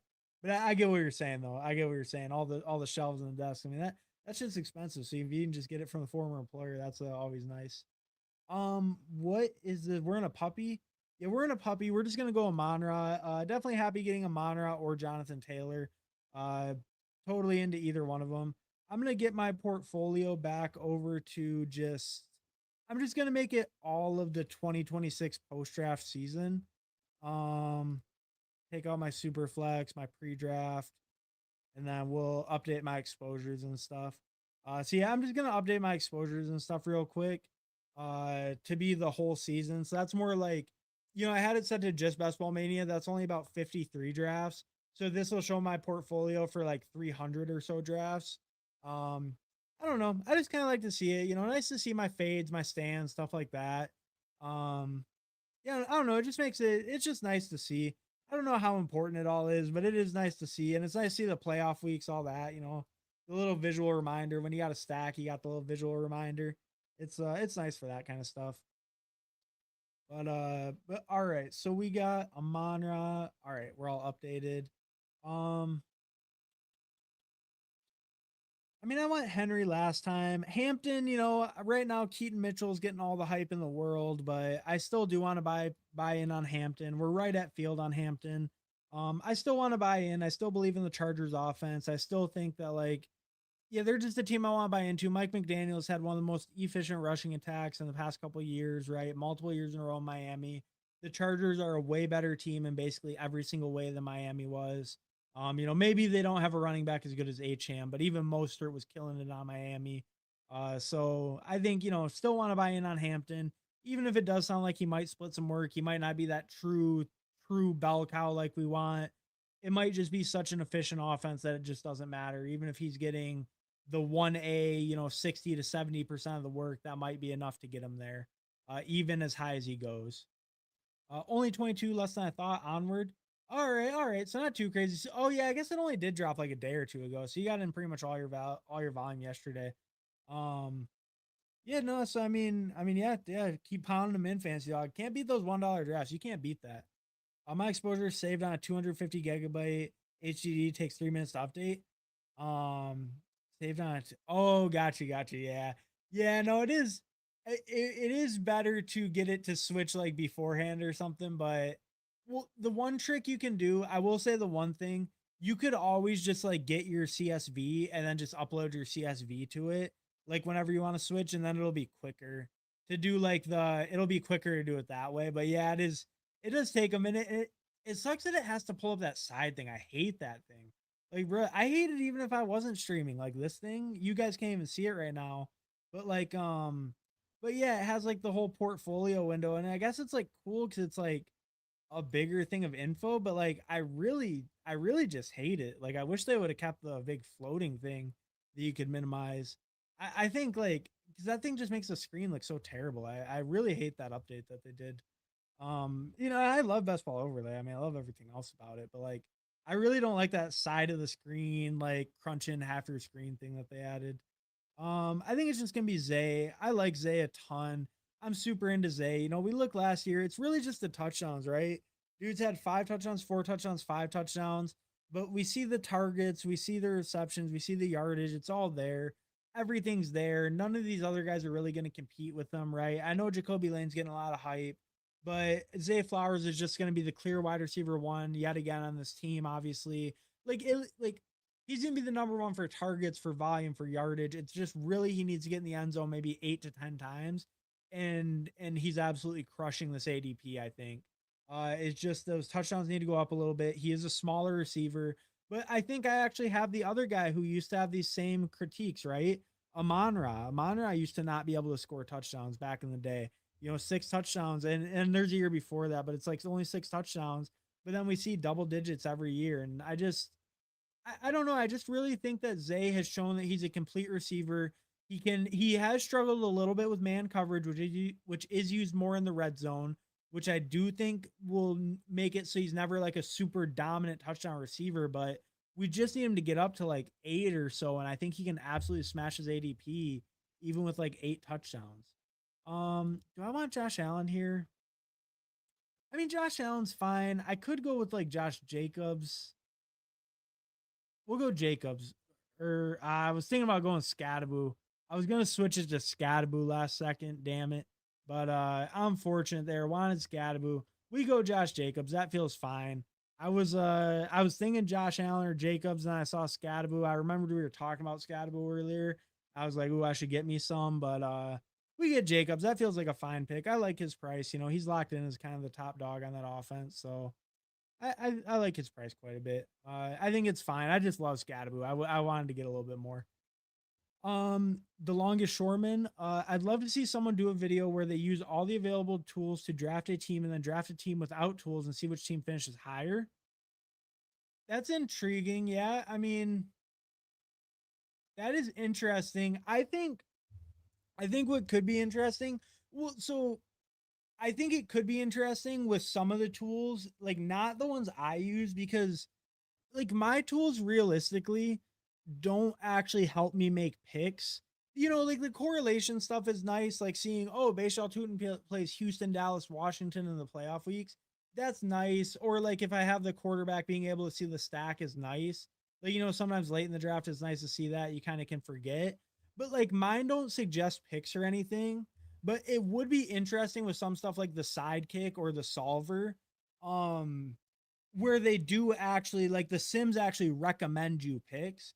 I think it would be actually pretty interesting on those. Yeah, to like, you know, and you do kind of see it with some people like I don't know if you know like Chad Candles, he does like Top Click Tuesday and stuff like that, so he just follows the Sims. But I guess he never really does a draft where he doesn't use the Sims, right? So like a lot of the people that do use them, they just always do use them, and it's not like they just always go with whatever pick it suggests, but they never just draft fully without them. So yeah, it would be kind of interesting. I don't know. Maybe I could probably do something like that. I don't currently own any sim based ones, but I could get like one. I wouldn't get the sidekick because sidekick costs like 200 bucks a month. I'm not spending that on a sim just for like a video, but I could get like the splash play one or like the solver. Because those are like 25, 30 bucks a month. I could get one of those to try it out for a little bit. Try it for a stream, then do a stream back without it, and then kind of compare them or something, or like yeah, like one draft with it, one draft without. That's not a bad idea, longest shoreman. I could see about trying that. I might try that. I don't mind. I don't mind that idea. It won't be the sidekick though. I do not have the funding to do the sidekick for just trying it out. That shit's expensive. Um, but it would be interesting for the other ones. And I'm not like I'm personally not a huge like sim based drafter. I'm not against people that do it by any means. I think it's totally fine. I'm just not super into it because part of it to me is like I just love drafting fantasy teams. So it's like if I'm just going with what a computer's telling me to pick, then it's just not as exciting or as enticing to me. You know what I mean? But it would be pretty interesting. I do agree with you. I think that could be a really interesting concept. So that's definitely something I'll give some thought to. Um, yeah, definitely something I'll give some thought to though. Good, interesting thought there. And I could definitely do it with like the splash play or the solver one. Mine an actual hard drive like from like 2009. Oh, gotcha. Okay, so it's not. Yeah, so it would take a minute. It would take a minute there. I got you. I got you. Yeah, no, that yeah, that is a little bit tough. But yeah, I mean it's reliable. At least it's reliable. But yeah, you just gotta basically stick to one format. You get it ready before the draft start, and then you stick to that format. You don't switch it up. That's the way to go with that setup. Longshoreman, you could probably just ask them for like a 2 to 3 day free trial for a video, and they'd probably let you. Mm, I don't I don't think the sidekick would. I don't have enough motion, I don't think, for the sidekick one to be honest with you. But the other ones, like I'd be fine just buying it for like a month. I don't really like the solver one, especially. I'm actually a little interested in their product. I just don't use it because like I said, I don't want to go with computer picks because it feels like it kills the fun a little bit. But doing it for a couple drafts or something, like I wouldn't mind that. I would be pretty open to just buying like the solver one because it's like 30 bucks for a month. Like I'm not that's not that bad. And they have some cool other stuff. Like you can do some cool portfolio reviews with it, stuff like that. So it does have some cool features that I am a little bit interested in, and it has some of that portfolio stuff like mine does. So I'd be kind of open to trying it out. I could definitely see like doing that. I mean, hey, maybe. I mean, maybe I could try contacting him. I don't think I have quite the clout level though. I'm not quite at that level yet, but I could maybe try it out. All right, what are we doing here? We are still in the puppy, so I mean, Justin Herbert is pretty chill with Hampton. That would be fine. The big Q, I am not a fan of the big Q, but Justin Herbert goes. That's unfortunate. Man, what do I want here? Am I really going to pick Quentin Johnson on a team? Probably not, right? I mean, I feel like I shouldn't. Makai Lemon? I can take Makai Lemon. Makai Lemon's hurt though. Yeah, we'll take the big QJ. I'm a huge Quentin Johnston hater, and I only had 1% as you can see, and this is my total portfolio. So like that's a pretty big stand against him. But it is a decent faller. You're not usually getting the big Q this cheap. We can take a little bit. That wasn't a spot I really liked anyone. I was gonna take the naked Herbert, or not really naked because I have a Marion Hampton, so it wouldn't have been like fully naked, but kinda. I was gonna do that. He went right before me. I don't love the naked Dak because you can get Flournoy and Ferguson, but I'm not really taking Dak much naked if I don't have like Lamb or Pickens. T Law is fine too, but usually you can get him more in like the 8th round. So I don't know. And like I was saying earlier with Alec Pierce, the injuries kind of scare me. Josh Downs feels like a good pick right now, but it does feel like more likely than not, Keenan Allen's probably going to sign there, especially if Alec Pierce is dealing with these injuries. It sounds like Keenan will probably sign there. And I do think that hurts Josh Downs. I don't know. I see some of the reports lately where people are thinking, like, oh, Keenan's going to be this like third down specialist. And actually, Josh Downs is going to fully start over him. And it's like, yeah, that's cool. I heard people say the same stuff about Ladd. Like maybe Keenan is just still a good target earner and he just kills these guys when he signs. That's like I don't know. That's been my concern more with Downs is like Keenan signing. I think I'm gonna grab. I could grab Chuba. I don't. We're gonna grab J.K. Dobbins. I haven't been able to get any J.K. Dobbins lately, and it's kind of been pissing me off. It feels like he always goes right before my picks this last like week or so. I do have 10%. I mean, I'm overweight, but I think Dobbins is a great pick. I think Dobbins should go over Harvey. I don't really think there's any reason Harvey should go over him. You look at Harvey when Dobbins was playing last year, he barely got like 5 carries a game. It was really just he got really lucky with the touchdowns. And then he is a good receiver. He is explosive. So I don't want to take that away from Harvey. He definitely has useful skills, but as a rusher, he is very clearly behind Dobbins. They went and they paid Dobbins a bunch of money this year. He was one of the higher paid free agent running backs this year. I think his role is totally locked in as the lead rusher on that team. I think Harvey actually has more fragility because Coleman could take a lot of his work in both the passing and rushing game. I think Dobbins has been one of the most efficient rushers in the NFL basically his entire career. And I think it would be very hard for anyone to take his rushing role if he's healthy. Obviously, Dobbins' big knock is he's never been healthy in his career, but I think when we look at him, it's not like soft tissue. It's not stuff that would reoccur a lot. It's more like these bigger, really unlucky injuries, like a broken foot, a torn ACL, a torn Achilles, right? And it is a lot of big injuries, but Dobbins has always bounced back and just it's crazy because a lot of guys they fall off, they lose that efficiency, but Dobbins has never really lost that efficiency. I think we did see it when he was like kind of on the Chargers, where he didn't quite have that long speed, and it seemed like he kind of maybe got like tired out because he wasn't really practicing in full during that summer because he was coming off such a major injury.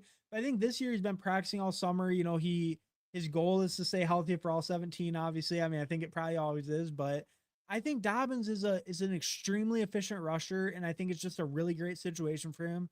A really strong offensive line. I think there is no chance if he's healthy that anyone else will lead that team in carries. I really don't.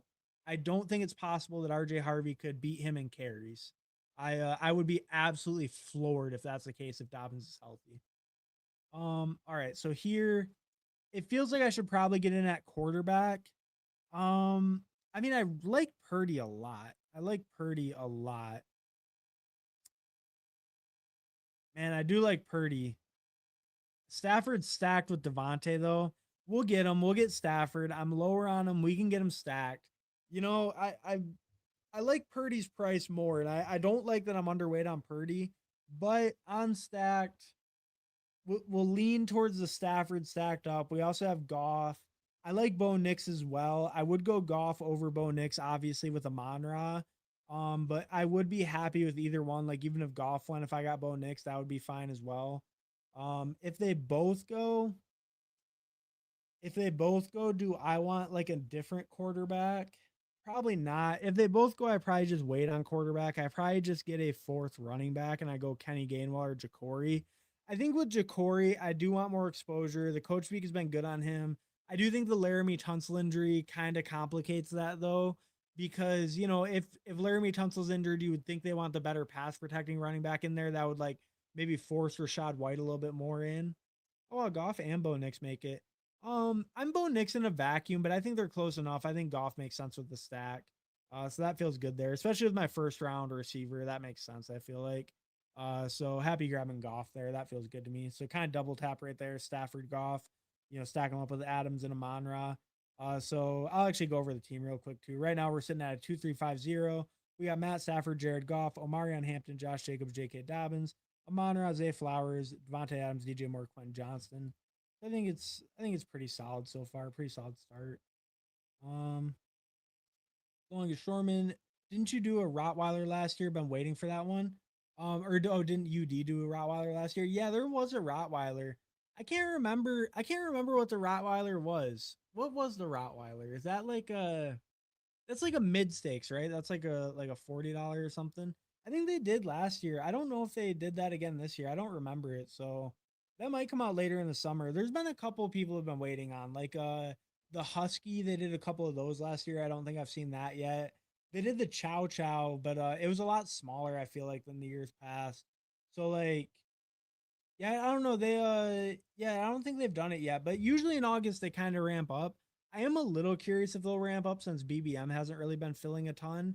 I'm curious if they're gonna ramp it up as much as they have before, but yeah, I hope they drop more of those time boxes and stuff. I mean, right now they got the lobby pretty full, so seems like they're really ramping it up with August here. So hopefully we get stuff like that in the lobby. Like we still haven't seen like they do the Great Dane, the Big Dalmatian. They did the first one, but they did two last year. They did multiple Bulldogs last year, so yeah, there should be more. Or like even the Flock League, they did like the Flock Fantasy ones. They haven't done those this year. So yeah, kind of interesting. They should be dropping more though as the summer goes, as this goes, as like August is coming and stuff.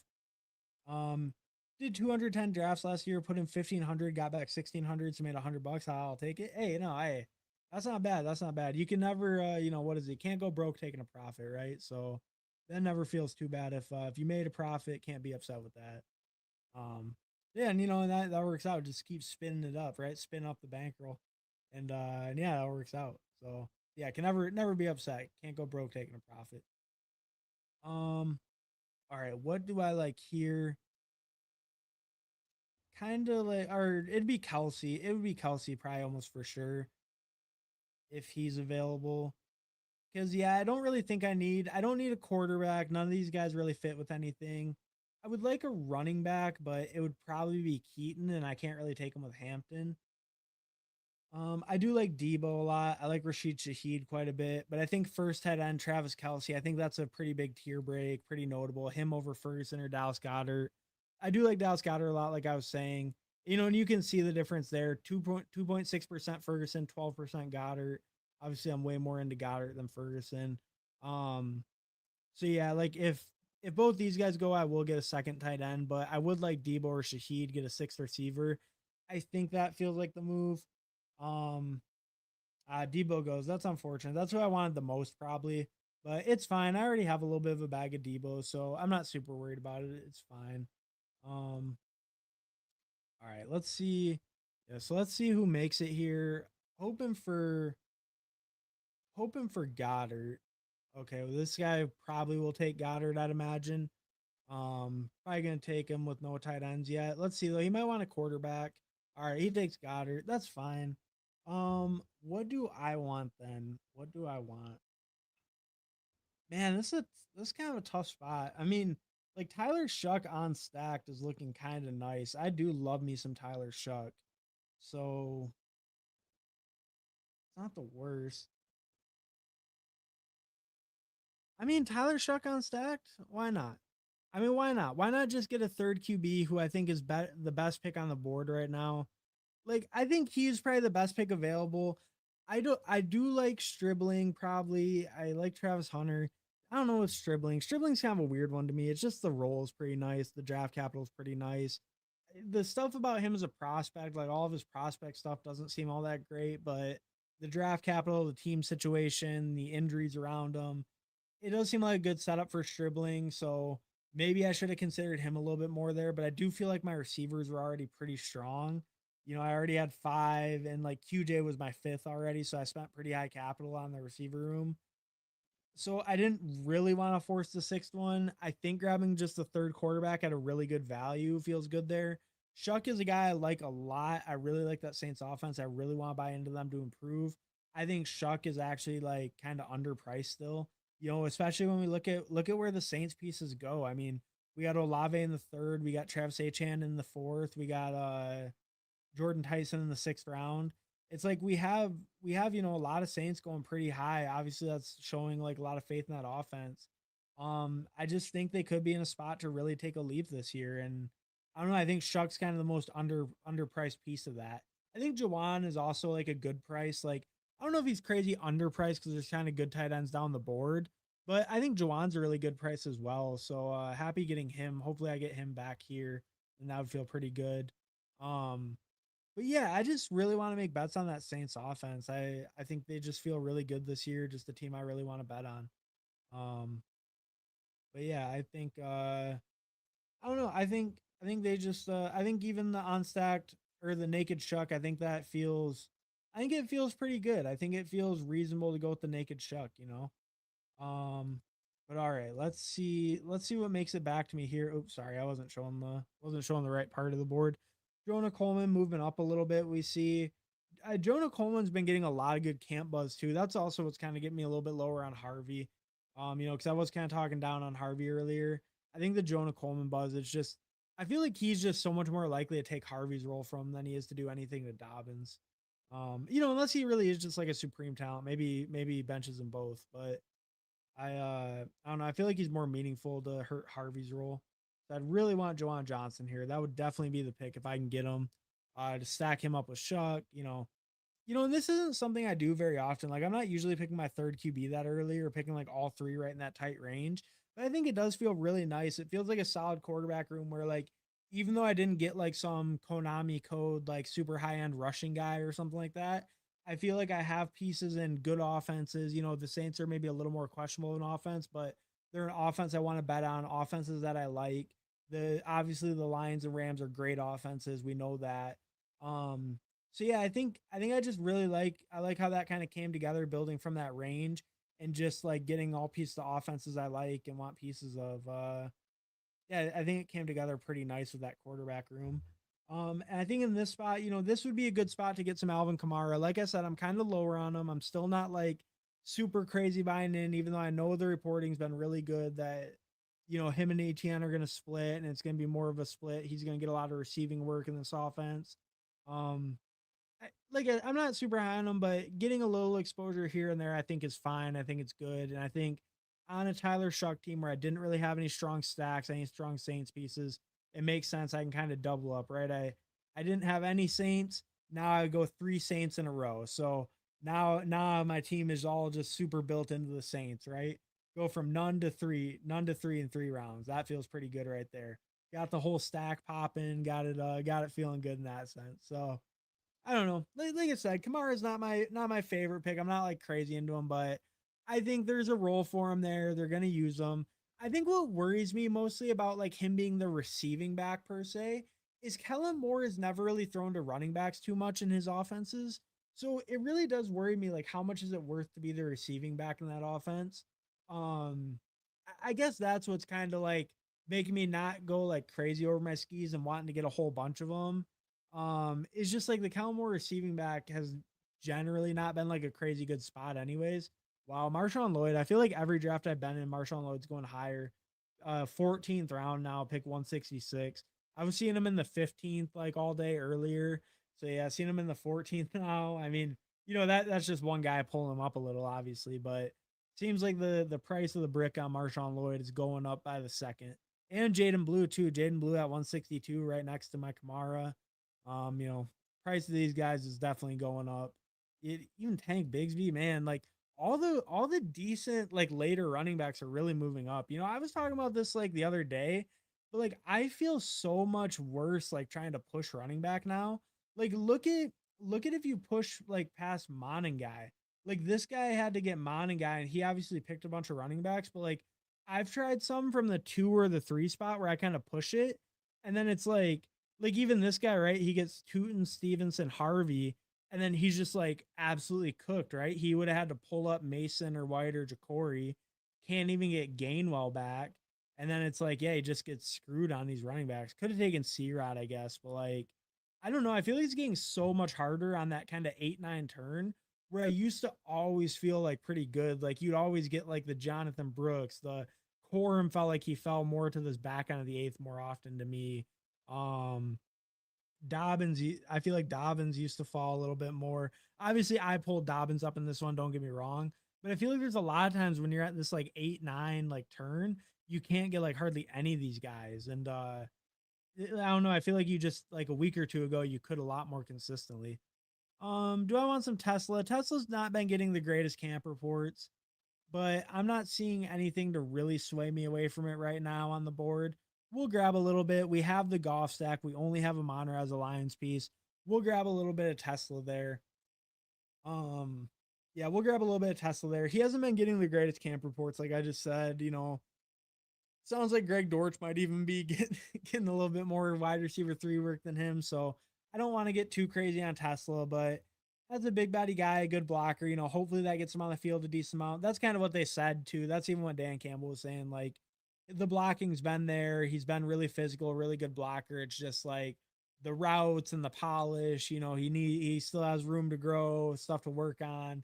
It wasn't super complimentary of him as a receiver, it was more him as a blocker. So I don't want to get too crazy on Tesla right now, but I think he feels okay on a Lion stack, you know, here and there. It feels fine.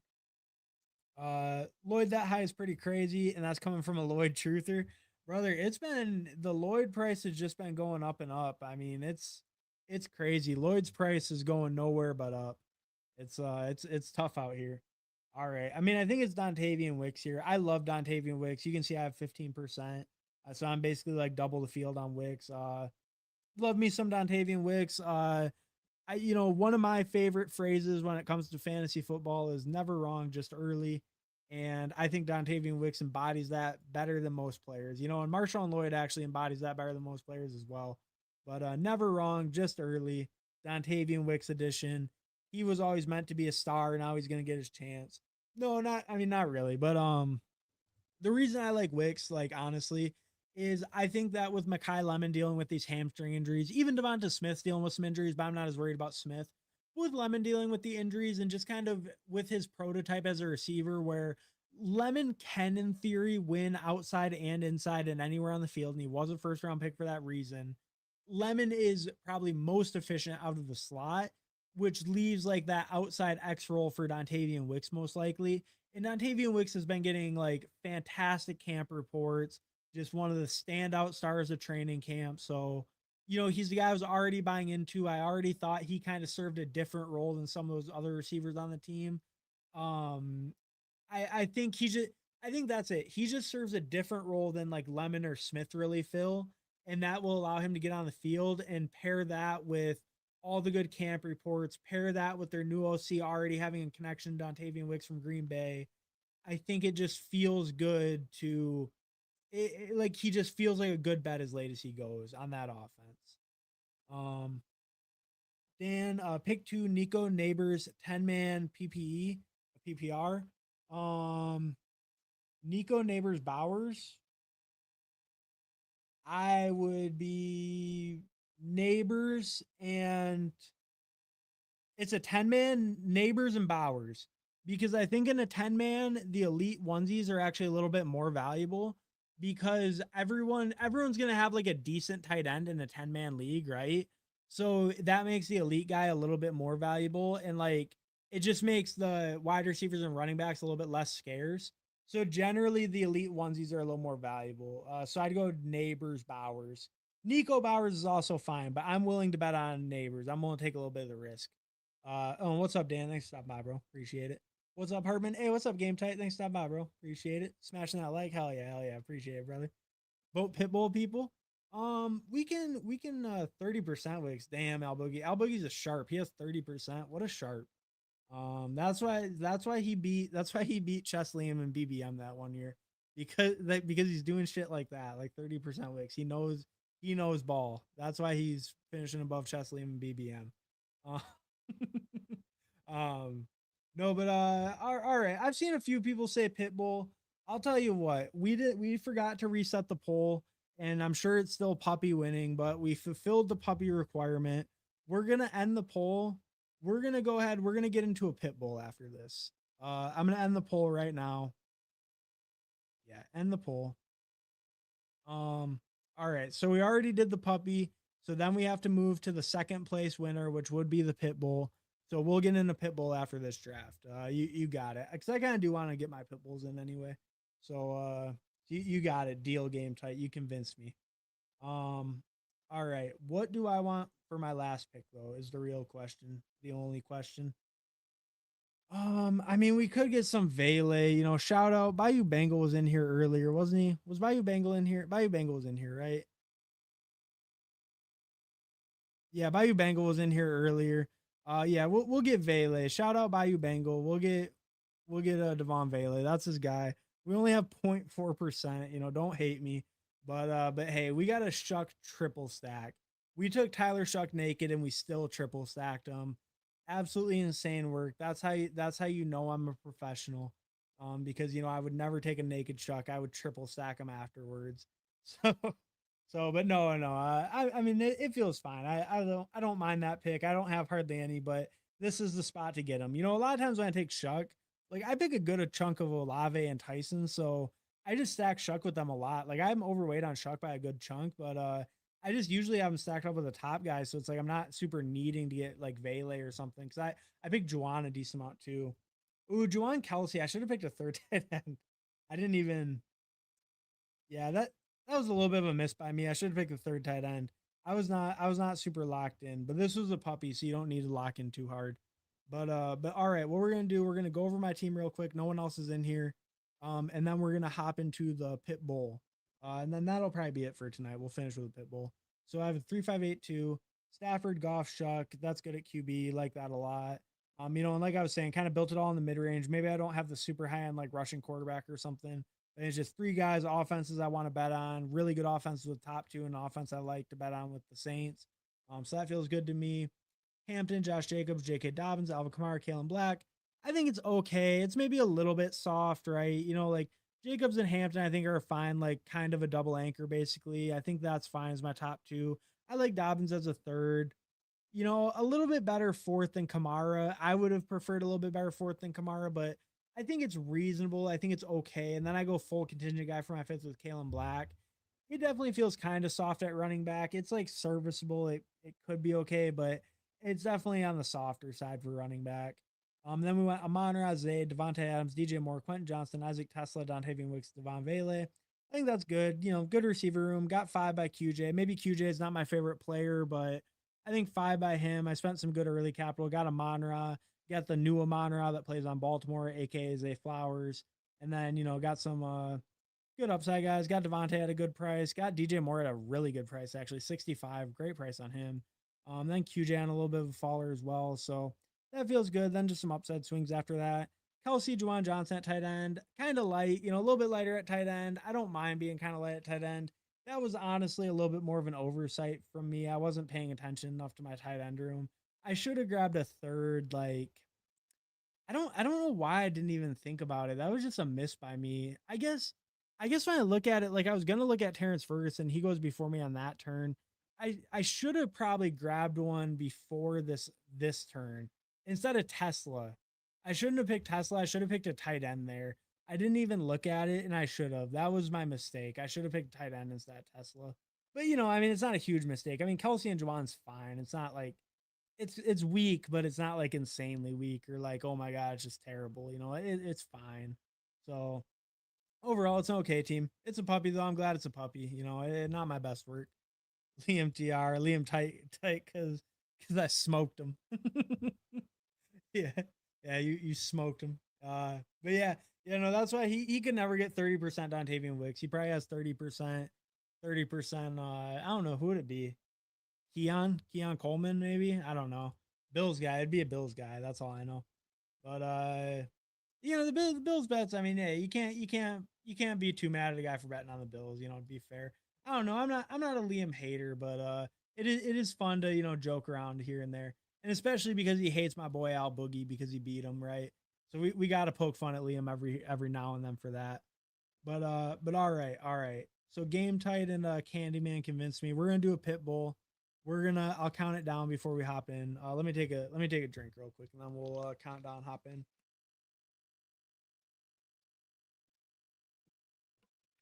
Ooh. All right. We're gonna enter the Pitbull 2 in 10, 9, 8, 7, 6, 5, 4, 3, 2, 1. All right, we're in the Pitbull, waiting for 5, waiting for 4 in the Pitbull. So fan wants to hop in, draft it, go for it. We can go over the structure real quick. 2 out of 12, 1 out of 6, 1 out of 5, 156 seat final. I really like this tournament. I think it's a really good structure. I think it's a good price point for the top prize, 100K up top. I think the final size is pretty reasonable. Like we look at a lot of finals, I feel like a 156 final is pretty reasonable. Most finals now are like 400 plus usually, or at least like 350 plus, something like that. So feels like a decent sized final. How's the min cash? Decent min cash too. You get 2.5x your money for max entering if you make the final with any of them. That's pretty good as well. Yeah, and just like a pretty good prize structure, right? Top 10, you finish 10th, it's still 10 grand in a 156 seat final. I think it's just a really good structure, really good payouts. I'm just a huge fan of this tournament. I really like it overall. Yeah, I think it's just good. Like anything when you make the finals, I think the final structure is just really nice. And I think with a 2 out of 12, which is normal, but a 1 out of 6, 1 out of 5, I think that gives you just a realistic shot to make the finals, and it feels pretty good. Um, yeah, definitely a fan of this tournament. Definitely gonna max it for sure. I've already done 5 in this tournament. I maxed the first pit bull as well.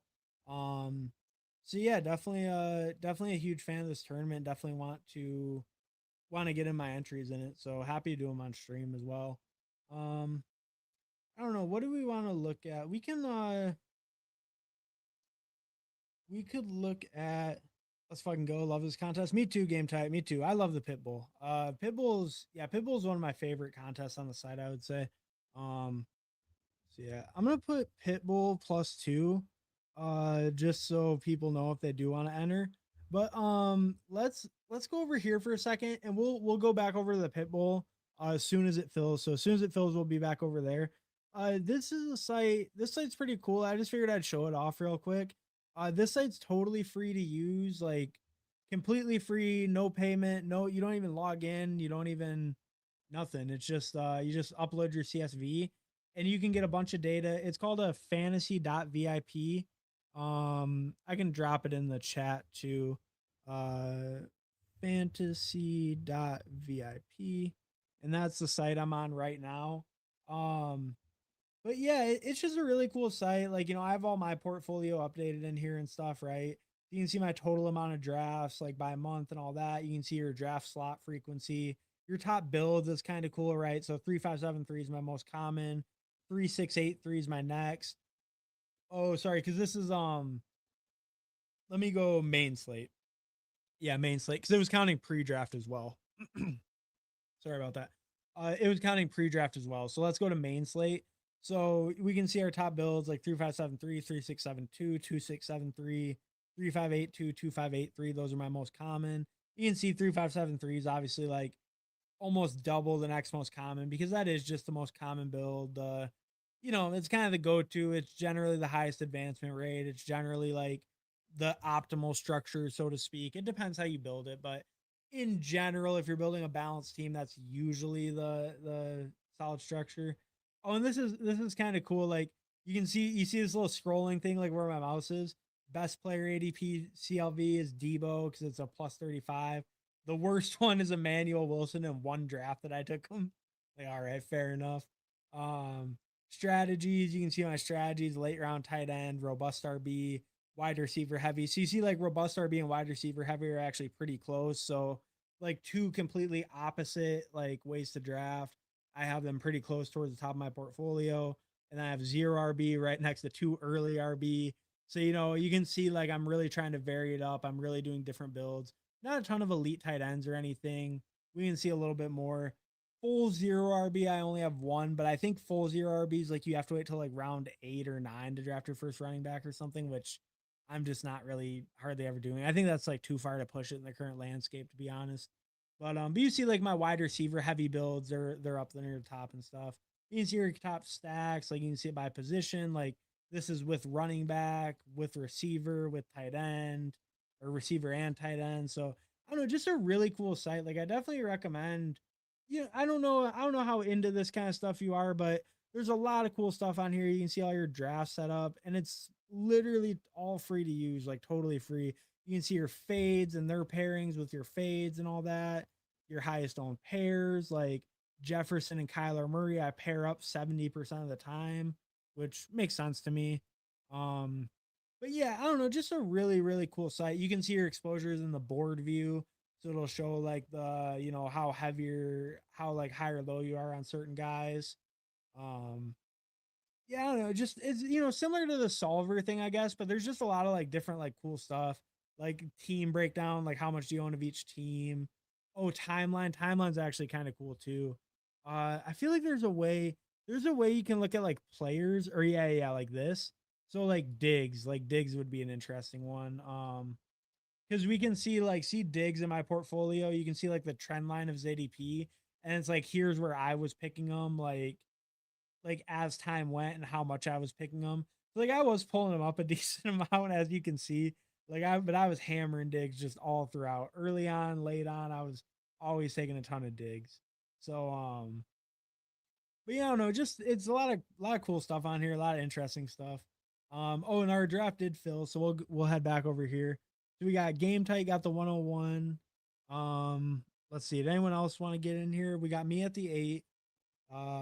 It looks like that's it. If anyone else in here, let me know. But or is Con Man the Con Man that's in chat, or is that someone different?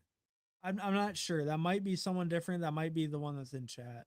But let me know if you're in here other than Game Type. But we got Game Type at the 1, me at the 2. Hopefully that's it, and then it's just us that are advancing.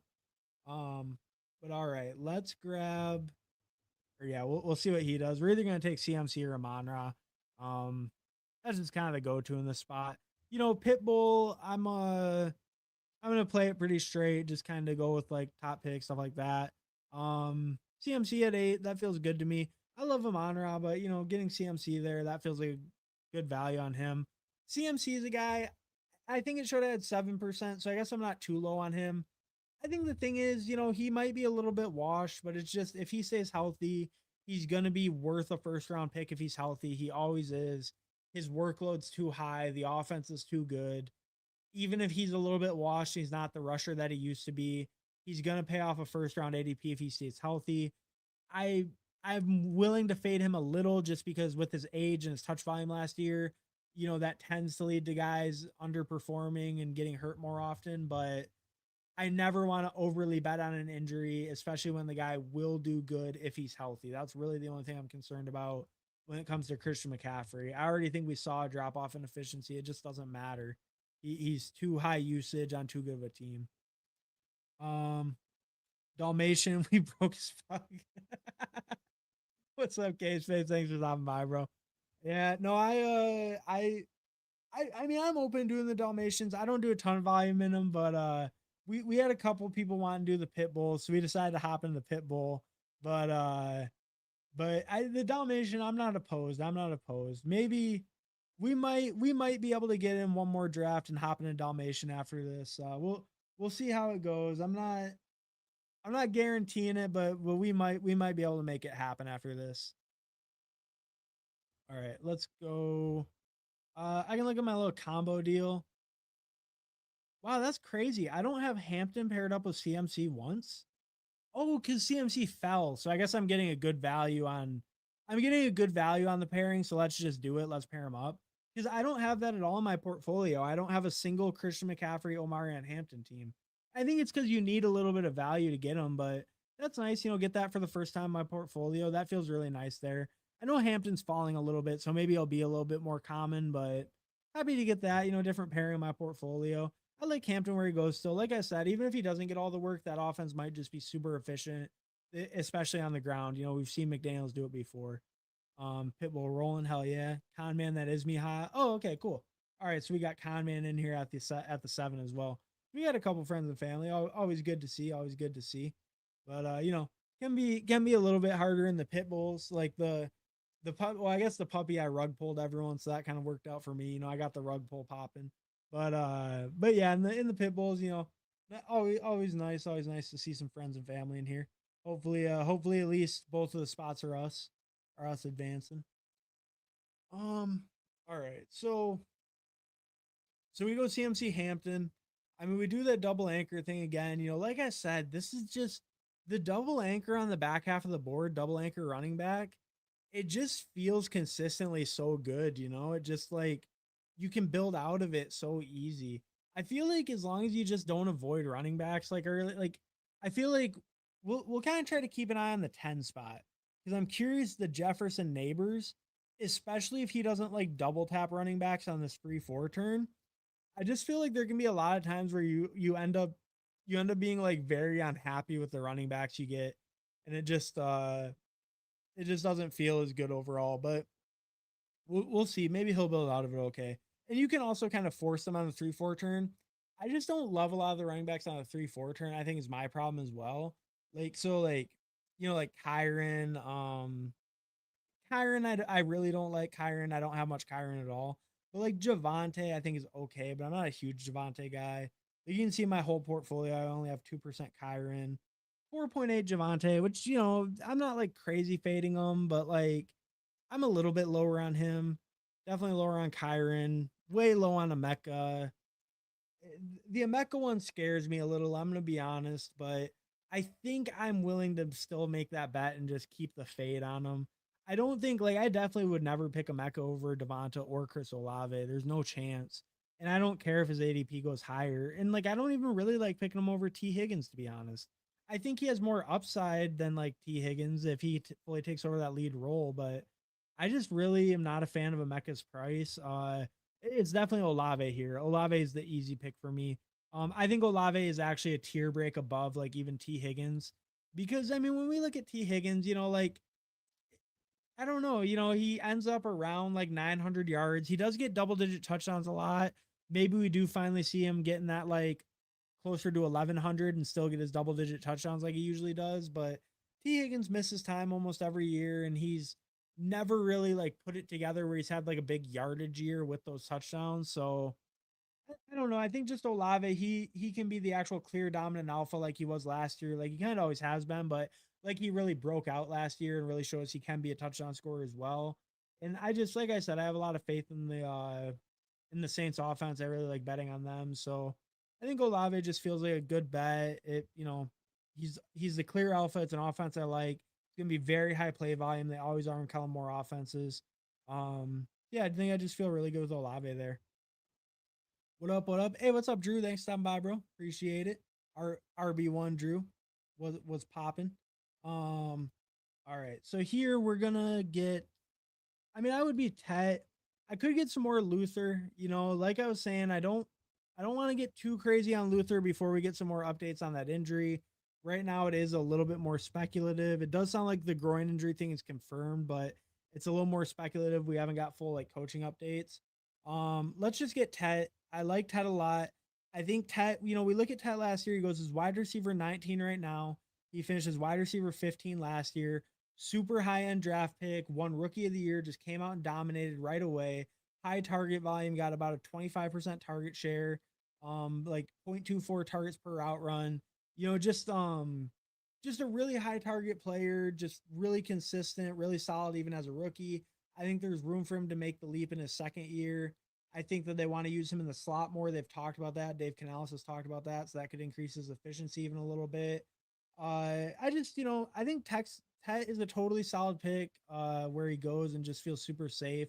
I think there's obviously the risk that Bryce Young kind of holds them back and they end up not really wanting to pass a lot to kind of hide Bryce Young. That's what happened last year, I feel like, where, the pass attempts were really low on that team overall. They were trying to run the ball a lot.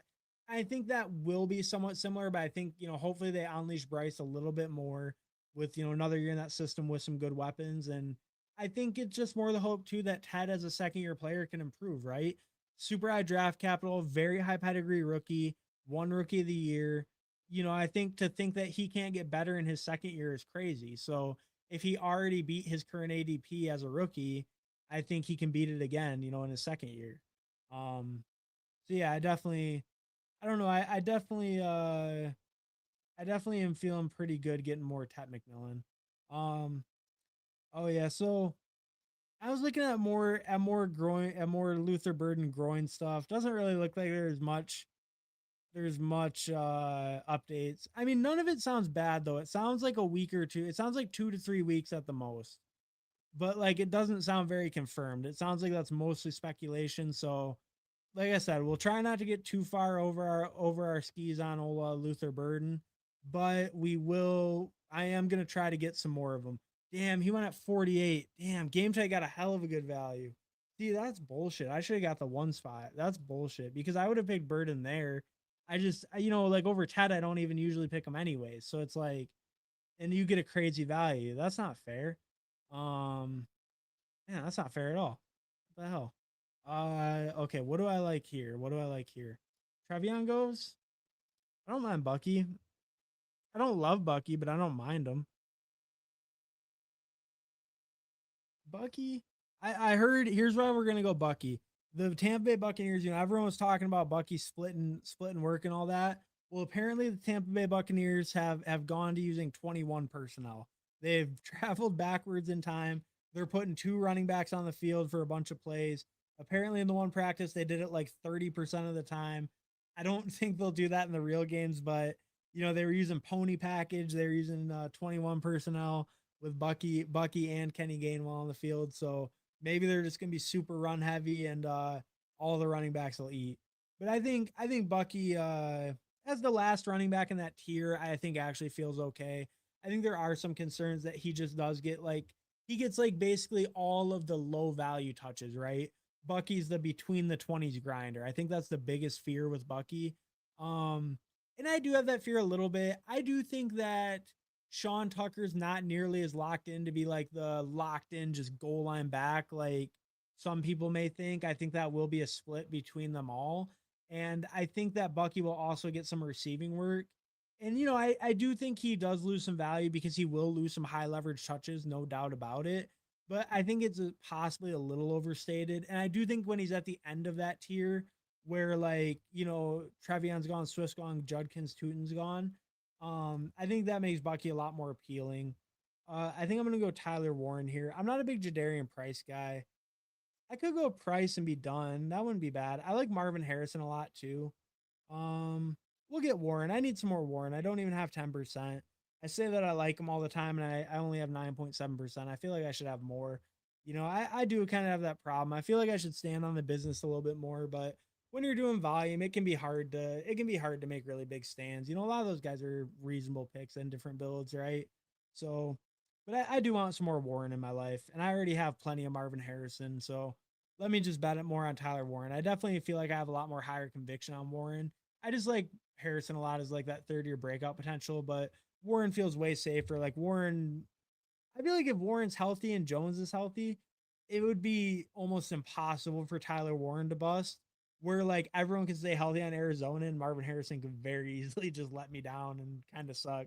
That would not be out of the realm of possibility. Where if Tyler Warren did that, I would be absolutely floored if they stayed healthy and he disappointed me.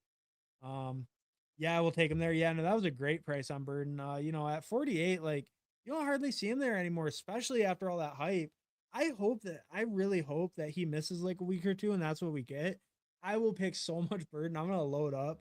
Man, that's when I'm regretting so bad that I kind of faded. I didn't fade him crazy, like I said. I had like almost 7%, I think it showed. So I didn't fade him crazy, but like if he's going back kind of where he was before, like 4 or 5 turn, I'm gonna probably get a little bag of him. I think you should have said your Bucky take a minute earlier. Hey, well, I would have picked Trevion if you let him go. So I would have probably picked either one, to be honest with you. Because I didn't love the receivers there, so I probably just wanted the third running back. Because I do think it kind of falls off after those two go. But Bucky or Trevion's kind of tough. Let me see, what running backs do you have?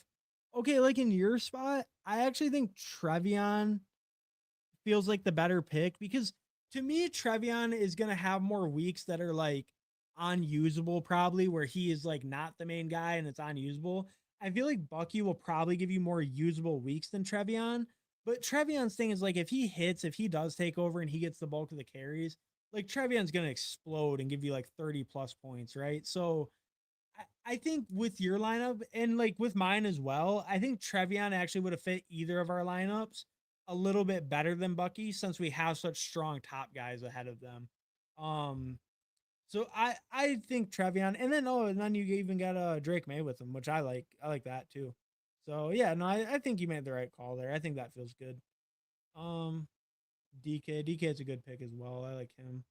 Probably Jaden Reed. You know, Jaden Reed, the rumors have been he's getting some two wide receiver set work.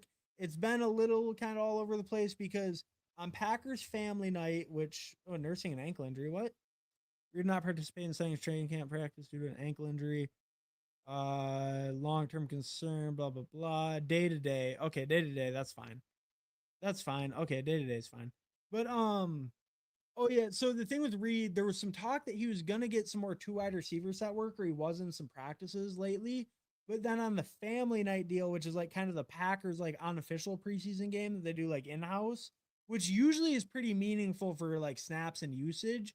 Golden was the other starting outside receiver, so it's like that's the hard part with Reed. Like I think he's really high efficiency, and he's shown the ability to spike even in that limited role when Dobbs was mostly the outside guy.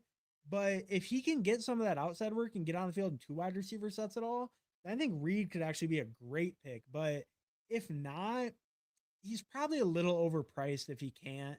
You know, like he can still spike and he can still be worthwhile in best ball. But if he's only going to be like more of a spike week merchant with a low floor, then he's probably a little bit overpriced if he's not going to be a full time player.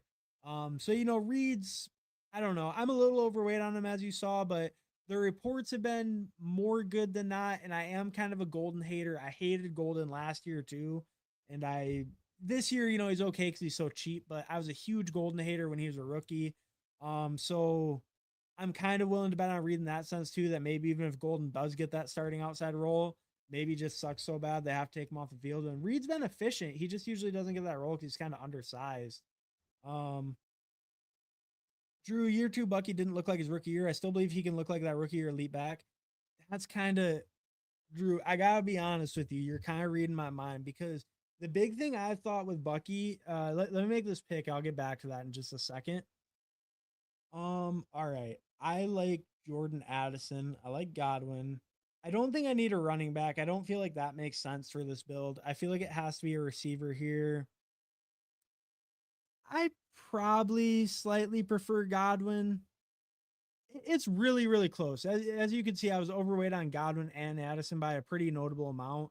I think it's slightly Godwin on this build, especially with Reed. Like I was just saying, maybe being a little bit more inconsistent for me. Let's go with Godwin, try to get some of that safety, that floor. Where Addison, I really like him and I like where he goes. But I do think Addison he's going to be really high and low. He always has been his whole career, right? But those big spikes, I mean, that's nice in best ball. Like that's good. I think it makes him a very reasonable price. It's just on this team, since I did get Reed and I was just talking about him being a little less consistent, we did get the elite tight end to kind of go away from position spots like wide receiver spot. Let's get Godwin for a little more safety, a little more floor. Oh, but yeah, but so I was gonna say on this the Bucky thing. Like I've had that thought so many times, or like preseason or pre-draft, I was picking even more Bucky because I had that thought so many times of like, bro, we're really saying Kenneth Gainwell. We're really saying Kenneth Gainwell is taking this guy Bucky off the field. like Bucky, who was one of the most elite rushers in the NFL as a rookie. And like, here's the thing with Bucky too. Before he got hurt last year, like you were saying, like last year he really disappointed and he didn't look the same. But like, bro, look at Bucky at the beginning of the year. Like Bucky was crazy. Here we can go over here real quick. So this is a half PPR league I'm in, but like, yeah, just at the beginning of the year, like just the carry volume, and that's the thing. Like that's the big thing with Bucky too. That I think like we look at more rookie year for that, but like we look at even when he was taken over, look at these snap shares. This is a snap share in this column. 52%, 54%. Never even really got high until the last week was 72, but 20 carries, 16 carries, 15 carries, 25 carries, 12 carries. But it really went up those last couple of weeks. And then we look at last year, his snap share was way up, and then he's getting those really high carry numbers, but he was crushing in the receiving game too. Look at that. 4 targets, 4 catches, 6 targets, 6 catches, 4 targets, 4 catches, 5 for 5, 102, 33, 50, only 8 week ones. That was pretty bad. But like, you get 2 receiving touchdowns too, just crushing the receiving game as well. And like, yeah, just, I don't know. He just really crushed like to start the year. I don't know. And then he was, quite a bit worse when he came back. But even then, he still got a lot of work. I don't know. I think, yeah, he was just quite a bit worse when he came back, but so was the whole team, right? I mean, that was when they were all hurt, when the line was hurt. I think he could really bounce back to what he was. I don't know. Yeah, I really think he could bounce back. Like I really like that call. Um, what am I doing here? I'm just gonna take Brock Purdy with CMC. That's fine. Yeah, Brock Purdy with CMC. That's great. Yeah, and we already have week 15. I didn't really care about the week 15. It just popped up. But yeah, that feels fine there. And I wanted more Purdy, like I was saying earlier. Got him with CMC, which I think is totally reasonable. I mean, CMC might catch 100 passes this year, so I think that's totally reasonable. Yeah, that feels good. But yeah, no, I don't know. I'm kind of a believer in that too. Like, I think that Gainwell might have got a little bit overhyped coming from the Steelers with check down merchant Aaron Rodgers throwing the ball 80 times. I think Gainwell's a good receiver and a good back. I don't think that Gainwell's terrible, anything like that. I just feel like I just do feel like, yeah, Bucky just might really be that elite level talent where these other guys might just not be able to take him off the field when the Bucks need to actually win games. Yeah, I really do think that too. I'm kind of with you there, Drew. I've been a little bit scared, and I will say the one knock on Bucky, the one thing that's keeping me from going crazy is I think that a lot of these 5th round running backs have very high upside. I think there's a lot of good picks here, and that's what's keeping me lower on Bucky a little bit. But when he's at the end of that tier, I am grabbing him like almost every time, and I've never picked Price over him. I don't think. I'm just really not like Price is fine, but I don't think I would never take him over Bucky personally. Ooh, George Kittle. George Kittle's a little interesting on this build. Okay, can I push Shuck? I'm gonna have to try at least. Maybe I won't be able to, but I'll try it. I think we get Kittle and shut it down at tight end. I really like Romeo and Conception as well, and Higgins. Jacoby's even fine. But I think we just get the second tight end. We get kind of more of a real stack with Brock Purdy, and then we can just shut it down at tight end. Kittle, whether he's back early or not, I don't really care. I got Tyler Warren covering it. Tyler Warren doesn't have a bye till week 13. Hopefully Kittle can get to full health, later in the year and just kind of hit those spikes for me. But I think him and Warren is a really good pairing. I think with the Purdy thing, not having a Niners receiver, just having CMC, I think it fits really well with this team. I don't usually try to have 2 tight ends this early, especially if I spent up, but I think it was a reasonable spot to get back in and get my second, just kind of call it good there. Um, First on fantasy, just finished draft 700. And man, I'll tell you what, I'm tired to draft. What's up, first on fantasy? Thanks for stopping by, bro. I'm probably around I'm probably around 500.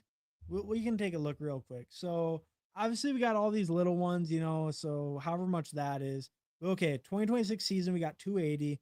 Eliminator, we got 20, so that's 300. We got 111 super flexes. So that's like call it 411, right? 412 because I have 281. 166 pre-draft. So that would be 578. 578, and then we add in like five of these, so that's 10, 588, 592, 600. And then 603. I think I'm at 603 total drafts. So I'm close. I'm close to your amount first down fantasy for total drafts. You might have been just talking post draft. I don't know, but I'm close to your total amount. And that's just underdog because I do have drafters and DraftKings, albeit the volume's relatively low. Like I don't even have more than 50 on those two combined, or I probably don't even have more than like probably have around like 30 on DraftKings and drafters combined, to be honest. So nothing crazy over there. But but yeah, I'm at about 600 on underdog, so I'm not too far off from you. He's about to break my heart. Damn it. That's unfortunate. Um needed me some Tyler Shuck there. Didn't get him. I guess it's fine because he has the same bye week as Purdy, so I don't mind missing out too much. It's not the end of the world by any means, but would have liked Tyler Shuck there. That would have definitely been nice. All right. So Shaheed, Stribling, probably not. I kind of like Rashid Shaheed here. I think he makes sense. Do I want Aaron Jones? Probably not. I spent enough at running back early. I'm just gonna push it and get kind of a crappier, like a fourth guy. I put a lot of capital early. I'm just gonna rely really heavily on McCaffrey, Hampton, Bucky. We'll get a sixth receiver or fifth receiver instead. We need to pack out the receivers a little bit more. I really like Shaheed where he goes. I think he's a really good price. I think having a full offseason in that system, having a full offseason on that team, like not getting traded for midseason, I think he could have a really nice role in that team. They obviously paid him. They obviously have big plans for him, giving him 17 million a year, letting Ken Walker go. Um, I think, they definitely have big plans for him on that team. So I think he feels like a totally good price where he goes. He's shown before, he can be a downfield winner. He can spike. That obviously is good for best ball. So happy getting Shaheed there. Um, that makes sense. All right. Yeah. The Bucky Trevion. Yeah. Okay. I get. Yeah. What's up, Herman? Hey, what's up, Mr. Mufasa? Thanks for stopping by, bro. Appreciate it. I got the six pick in my league. Do I take CMC or JT? I'm personally JT. I'm JT over CMC myself. Um, I think Jonathan Taylor, the thing with him, Jonathan Taylor is 27. He's right in the prime of his career. I think the Colts looked fantastic last year when Daniel Jones was healthy. All reports have been Daniel Jones is recovering great from his injury, looking great in camp. They're saying we'll get Stribling. We can get some Stribling here. I hate Khalil Shakir anyways. He never spikes. He's consistent, but he never spikes. My receiver room isn't super weak. I don't think Shakir has a place on this team. But I'm going Jonathan Taylor. He's right in his prime age. He's 27. CMC's 30. Jonathan Taylor had less work last year. The Colts were one of the best teams in the NFL when Jones was healthy. Jones sounds very healthy at camp. All the reports have been great on him. I'm really into JT. I think JT over CMC for me. Closing in on 1,000 drafts. Wow, nice. I think that is. I probably won't get there. I guess even on the year, to be honest with you, I was closer to that last year, but yeah, this year I didn't go as crazy on the puppies and on like getting crazy volume into those. So I'll probably end up finishing closer to like 750, 800. I'll probably because I'm sure it'll ramp. I'm gonna do the most drafts in August out of any month.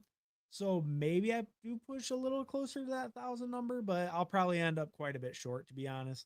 Hell yeah, MacNova, getting in that volume, getting that respect to getting in the volume. And what's up, MacNova? Thanks for stopping by, bro. I feel like they both will see some more limiting, but I am just too worried that CMC will be very limited or will get injured. I agree, and I think his injury risk is higher, just as the older player who has more touches, who's dealt with more injuries in his career as well. And Jonathan Taylor just got paid a new contract by the Colts. The new contract is not like it means the most, right? But getting that new contract, the Colts showing that they have renewed faith in him, like giving him an extension, I think it just makes me feel a little more secure with him. He's right in his prime age. Like I feel way more secure with Jonathan Taylor than CMC personally. And I don't think the upside's too much different. If CMC had way more upside than Jonathan Taylor, then maybe I would lean the other way, even with the extra risk. But I think Jonathan Taylor could just as easily finish as RB1 overall as CMC could. So I think you're getting more risk with CMC without really more upside. Dang, Nova getting in. Hell yeah, no, he's going crazy. Going crazy. I think you have been in 80% of the stream drafts I've watched after 9 p.m. Oh yeah, no game. Hey, game tight ain't scared. He's not scared of these lobbies. I mean, realistically, game tight probably loves this shit because he likes getting a little bit different. So then he can get in a stream lobby where he knows I'm just gonna be scooping up ADP value. Like any of the other casual fish, and then he can actually get a little different, build something a little more unique. Whoa, I gotta get back in at quarterback. We're in pain right now. Do I want Mr. Daniel Dimes on stack? I think I do. I think I do. I think Daniel Jones is a great price right now. He was crushing last year when he was healthy. Just like I was making the whole big case for JT, a big part of that is Daniel Jones being healthy. It sounds like he's looking great in camp. The rushing will be diminished, I'm sure, early in the year. Don't get me wrong. But he was really good in that offense. They were great offense overall. I want to make bets on Jones, especially when he falls like that. I feel comfortable taking him on stacked or not on stacked. I have Tyler Warren. What am I talking about? I have a huge stack with Daniel Jones. That's a great pick for me. I'm happy he fell. I forgot I had Tyler Warren for a second. So I have a huge stack with Jones. That feels great. Yeah, really really happy with that. And then hopefully I get Bryce Young back, and then I can get like a double going, or not a double, but I can get a stack with T Mac, get that stack with Tyler Warren. I got Purdy kind of built out with Kittle, Stribling, and CMC. So yeah, I feel like it's coming together pretty nice. Even if quarterback, I actually I almost really got screwed, really fell behind, but looks like it's gonna fall to me pretty good. Even right now with just Jones and Purdy, I feel decent. Like even if Bryce Young goes here, it's not like it would be the end of the world. I feel secure enough now. But looks like we'll get Purdy back because this guy has three. So or not Purdy, we'll get Bryce Young back, sorry. Um yeah, and that feels great. I wouldn't mind getting the Coleman or Alvin Kamara, getting some running back help here. This would have been a good spot to get back in. But with Bigsby and Blue going, man, Blue at 160. Damn, price of the brick is always going up, isn't it? Let's go Bryce Young though with our Ted McMillan. That makes total sense. Bryce Young with Tetaroa, that feels great. Always happy to do that. And I think Bryce Young, I like Bryce Young's price. I really don't think there's bench risk for him.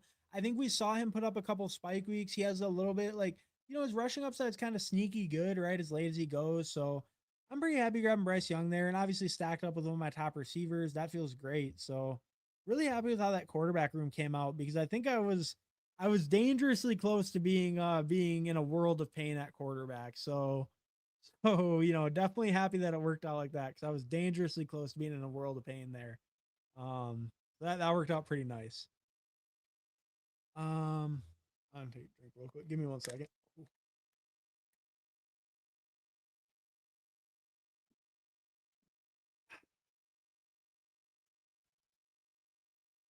That's with everything though. DK drafters and UD. Okay, fair enough. Fair enough. Yeah, I don't have as much variety to be honest. Like I said around 30, maybe it's closer to like 50 at the most. Cause I did do some drafters, but yeah, like almost all my volumes on UD. So you still got me beat. You still got me beat by a little bit, but it's a little closer in that sense. 561 drafts total for me. Damn, fancy dog. You're getting in the volume like crazy, huh? Hey, and I mean, I know this whole community's sharp. Obviously, we're all gonna be binking at the end of the year, so love to see it. But yeah, no, I mean, hey, it's the funnest part. That's what we love doing is drafting, right? And you get all this time to draft them, and then you get to see the slate, right? But it's I don't know. Drafting is the most fun part, I guess, right? Drafting is the most fun part. I mean, who doesn't love ripping drafts? So yeah, and still Dalmatian. I mean, that's the best thing, right? $1 draft, just rip them. And then that way too, you can do crazy stuff if you want. You can try to build. You can try to build really hardcore when other people are doing crazy stuff. You could build crazy stuff yourself. Have some fun with it. If you do a build that sucks, you're like, yeah, it was only $1. Who cares? Yeah, the Dalmatians are great. Love that stuff. Yes, I just checked Nova over 1K 2 LOL. Damn, nice. Damn. Yeah, see, I don't have that dog. I don't have that dog in me right now to get in that much volume. I don't know. I just haven't been drafting, I guess, as much like I said, the puppies and stuff. He's like, I think the most I've gotten in any puppy was like 50 in the puppy too. But like in years past, I've gotten like well over 100 in multiple puppies. So I think that's really the thing that I just haven't been going as crazy drafting those as much like all all day, every day, you know what I mean? All right, let's get Marshawn Lloyd. People keep pulling him up ahead of me. Let's finally get a share myself. And we're right around ADP. We only pulled him up like 3 picks, so that's fine. Um, Tight end. Do I want a tight end? Not really. I don't need a tight end. We got the Marshawn Lloyd. That feels good, I guess. I just really wanted him because mostly people were pulling him up ahead of me all day, and I never got any shares. It was making me upset. So we'll take the expensive Marshawn Lloyd. We'll put him on my team. I'd probably be Brian Robinson if he makes it. If not, I don't really want Jerry Judy. I don't like Jerry Judy. I think the rookies are going to absolutely wash him.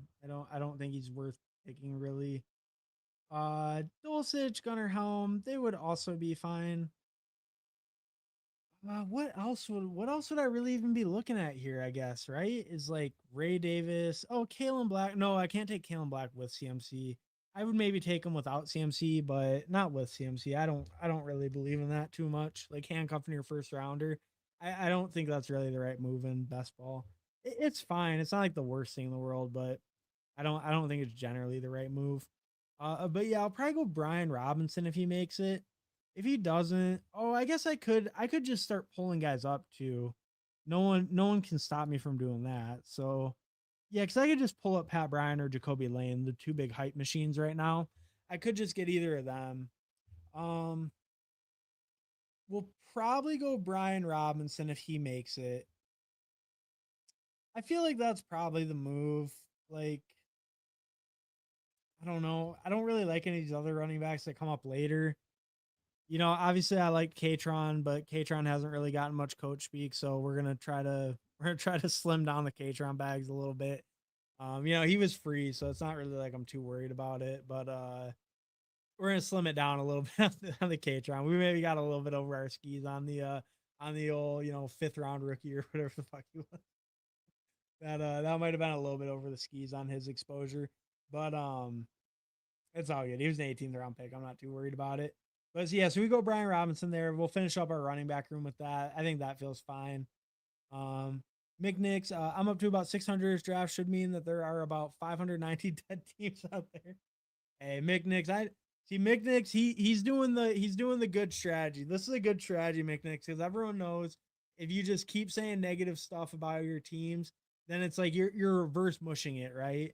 Then the karma, like if you're the guy that's like, oh man, I built the shipper, blah blah, all your teams are gonna fail.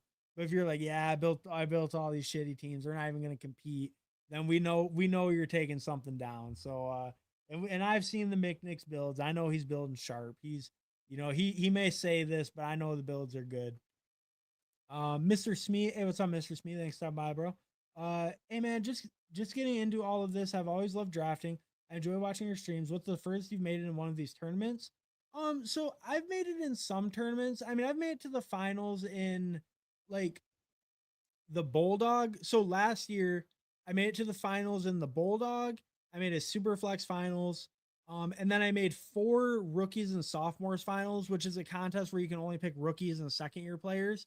So that contest was my best contest ROI wise. That one I put in, I max entered it. So it was 150 entries, $5 a piece. So I max entered for $750. I got 4 finals teams.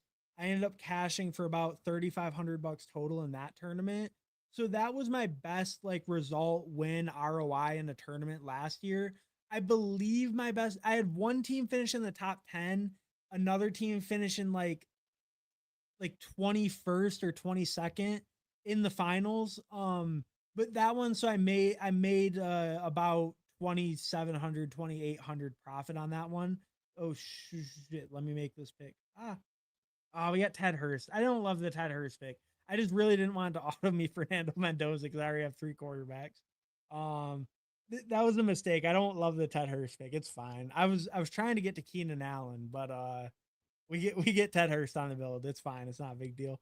But but um but yeah, so my best one last year was that rookies and sophomores. That was pretty profitable for me. The Bulldog, which is a $75 entry. That one I also made the finals. I believe my team won 1,000 for a $75 entry in that one. It finished in, I want to say like 7th or 8th place, but I could be a little off. It was top 10 also. So I had 2 teams that did pretty well in their respective tournaments last year. And they were only like a couple placings away from obviously like a lot more significant cash. Um But yeah, so those were my best ones. I didn't make any Best Ball Mania finals, I'm transparent about that. I got smoked in the playoffs in that one. I had a good advance rate, like I had above average advance rates out of like the first 14 weeks. But in week 15 in that with the 1 out of 14 pods, I was not a big Kyle Pitts drafter last year. And I don't know if you remember, but Kyle Pitts last year in week 15 dropped about 40 points.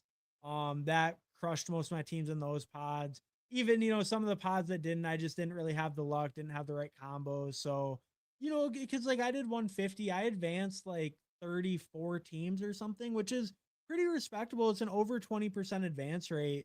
But yeah, I just didn't have any luck in the playoff weeks of it in Best Ball Mania. But some of the other tournaments, I did get some finals teams. I made some good cash in those, some good profits in those. So, it went okay, but yeah, the Best Ball Mania is kind of the big one that like can really hurt the bankroll or really help it. I should really be paying more attention to this draft. I'm not locked in, but Malachi Fields is a good pick. I'm actually that's a pick I'm happy with. I didn't give it a ton of thought, but he's getting a lot of hype right now. It sounds like he's locked in kind of wide receiver 2 on that team. Happy grabbing him. I think that feels fine. I should have been a little bit more locked in on those last 2 picks. But but yeah, hopefully that kind of explains just kind of where I've been at, what kind of my history and like stuff like that is with it. So I mean, it's definitely tough, and it's definitely like BBM especially, I think can be a big hurt for the bankroll if you don't make the finals. But I think in general, it's like I've done really well advance rate wise. I've done like okay in the playoff weeks. It's just not in the Best Ball Mania and the flagship. But in some of those smaller contests, I've made some pretty good money off it, and that's really helped kind of the overall like how I've done. But the Best Ball Mania, I have not made the finals in before, so I will say that, and that is obviously the flagship contest. You can backstack Tonjes, who produces well when Kittle is out, making sure you always have 2 legit tight ends. It's not a bad idea. That's not a bad idea. I think in this build where I have Warren, I feel comfortable enough that like even if Kittle missed like 4 weeks, Warren can just cover it. But I think if I had a little bit weaker tight end 1, or if like Kittle was my tight end 1, and then let's say I got like Kittle first, and then I got like I don't know, Juwan Johnson, right? I have like Kittle and Juwan Johnson or something like that. I think something like the Jake Tonjes, I think that could be a really viable pick there because your other tight end isn't like crazy strong. He might not really carry if Kittle's out. So yeah, you just lock in the second strong guy or second guy to keep it like covered. I don't mind that call. I don't mind that call. I think on this build I feel comfortable enough with Warren though. Agree on not handcuffing most guys in best ball. If CMC goes down, it's probably a wrap for that team. I agree. Yeah, like I think there's a little bit the argument if okay, I think especially with CMC it makes less sense because his backup isn't even like totally locked in. But if it's a guy you feel super duper solid about his backup, right? Like it's hard in the last round, but I don't know. Like who would be a good example? Mike Washington, right? If you feel really, really solid that Mike Washington is just gonna be the bell cow if Genty goes down, I think I think there's scenarios where you take Mike Washington on a Genty team and it plays out where it makes sense. Like basically, it makes sense if Genty misses like 2 or 3 weeks in the middle of the season before playoff time, because then maybe Mike Washington helps you get through and advance it still. But that's kind of like the only scenario where I think it really like works out for you. Because if it happens in the playoff weeks, then it's just like other Mike Washington teams kind of just smash you. So it's like it needs to be in the regular season. It needs to be like not a season ender. It needs to be like a short term injury in the season, which happens. But yeah, it's kind of like a rare scenario you'd need to play out to really make it like make sense. I feel like don't give my strategy away, LMAO. Yeah, no, the reverse mush. If people start saying you're reverse mush and it doesn't work, my bad, McNix, my bad. I was biting hard on the Katron bait too. LOL. Haven't clicked him in a couple weeks to get my exposures on. I'm the same. I'm the same. Yeah. I mean, you still never know. Like he might get good reports as it goes, but yeah, for right now, I need to get the exposures down a little bit. Penn State's all-time leading rusher was still a day 3 pick, so we need to temper it a little bit. Hartman Live, what's up, bro? Hey, what's up, Iron Throne FF? Thanks for stopping by, bro. Appreciate it. And shout out Iron Throne. Check out the Iron Throne FF if you don't know. We're gonna be doing some content pretty soon. Fun creator league over there. Gonna be a lot of fun. Nice man, that's awesome. This is so much fun. It's addicting. Right, I know, Mr. Smee. Totally agree. is a lot of fun. Can feel a little addicting too, but it's definitely a lot of fun to be able to just rip the teams. Hey, gamble responsibly. Only play, only use what you're comfortable with losing, right? That's what they always say. Only gamble what you're comfortable losing. But it is a lot of fun. I mean, I think for most fantasy football players, like this is the most fun part. I think you get the dynasty bros, they do really like the roster management or like yeah, kind of like the roster management and the trades and all that. And trades are fun. All that stuff's kind of fun too. It has its own kind of lane. But the draft is the best part of fantasy football, at least to me, and I think to most people. So that's why best ball is so great. I mean, you just get to do the best part, and then you get to forget it. And especially if the team kind of sucks. You ever leave your redraft league and you feel unhappy with your draft? That's like a horrible feeling. That's a pit in your stomach. You leave one of these drafts and your team sucks. You're like, man, I'll just draft a better one next time. How I'll forget about that team and just draft a new one. So I don't know. Yeah, best ball is definitely fun. Definitely has its upsides. But all right, let's so we'll check out the teams. We'll check out my team. We're gonna check out Conman and Game Tight. Um, all right, I got time. I got time for one more draft. I got time for one more draft. What we'll do, I'm gonna make a poll. Sorry if my connection kind of dips for a second. I'm gonna make a poll and then I'll close my YouTube. But we'll do one more. So we're gonna start a poll. And if you haven't already, drop a like, drop a sub if you haven't already, obviously. But what we drafting? All right. So what do we want in the poll? We'll put BBM. We'll put Dalmatian. Do I want to do another Pitbull? I'd be fine with doing another Pitbull. Okay, so I put in BBM Dalmatian Puppy. What else is in the lobby right now? Um, I mean, we could do an eliminator. We'll just put in the Pitbull. We'll just stick to normal formats. We'll do the Pitbull. If that wins, we'll put that as the fourth option. All right. So, all right. The poll's live. So, whatever wins the poll, that's what we'll do as the last draft. We're gonna look at those teams real quick though before we get into it. So, let's check out those teams. Oh no, this is the first Pitbull. As you can see, I maxed the first Pitbull. Um, yeah, max that one. Gonna max this one as well. So let's get into that. All right, so I did a 3-5-8-2. I had Brock Purdy, Daniel Jones, Bryce Young. Happy with that quarterback room. Really like Brock Purdy. Like he's one of my favorite quarterbacks on the board. So getting him and then getting two guys kind of in that later range, I think that feels totally solid. I kind of like the sneaky rushing on Jones and Young. Maybe Jones not till later in the year, but I think that feels like a solid QB room. Nothing crazy, but it should be solid, should be viable. Running back, we go CMC, Hampton, Bucky, really, really strong up top. Kind of a robust start, but a double anchor. Then throw on Bucky as a third. Hopefully, he's hitting the flex quite a bit. Marshawn and Brian Robinson, just more contingent plays. High upside if the starter goes down, hopefully. But I think that's decent. Really rely on these top three guys, especially that double anchor up top. And then Bucky as the third. Just feel strong with that, and then just kind of throw some upside swings late. I think that feels pretty good. Olave, Tet, Jaden Reed, Chris Godwin, Rashid Shaheed, Dejon Stribling, Ted Hurst, Malachi Fields, Tyler Warren, George Kittle. Tyler Warren, George Kittle feels fine. I was kind of talking about that as we went, but I think they pair up nice. I think Warren can fill any weeks that Kittle's out totally fine since he's closer to an elite tight end. I feel really good about his consistency, his high target floor. So like the Warren price, I think he fits good with Kittle. I think the receiver room is okay. It's maybe a little on the weaker side, like we got Olave and Ted up top, and then we wait a little bit, get Reed and Godwin, which I like is 3 and 4. But then I wait again, get Shaheed as 5, which is okay. And then 3 rookies to end it out. So, definitely relying a little bit on these rookies. Definitely would want one of them to kind of hit for me, or at least Shaheed. But it feels okay, but maybe a little bit on the weaker side, especially not having like a super strong top guy, right? Like Olave as a top guy feels fine. That feels good. But I don't have like a true hero, like a first round guy, anything like that.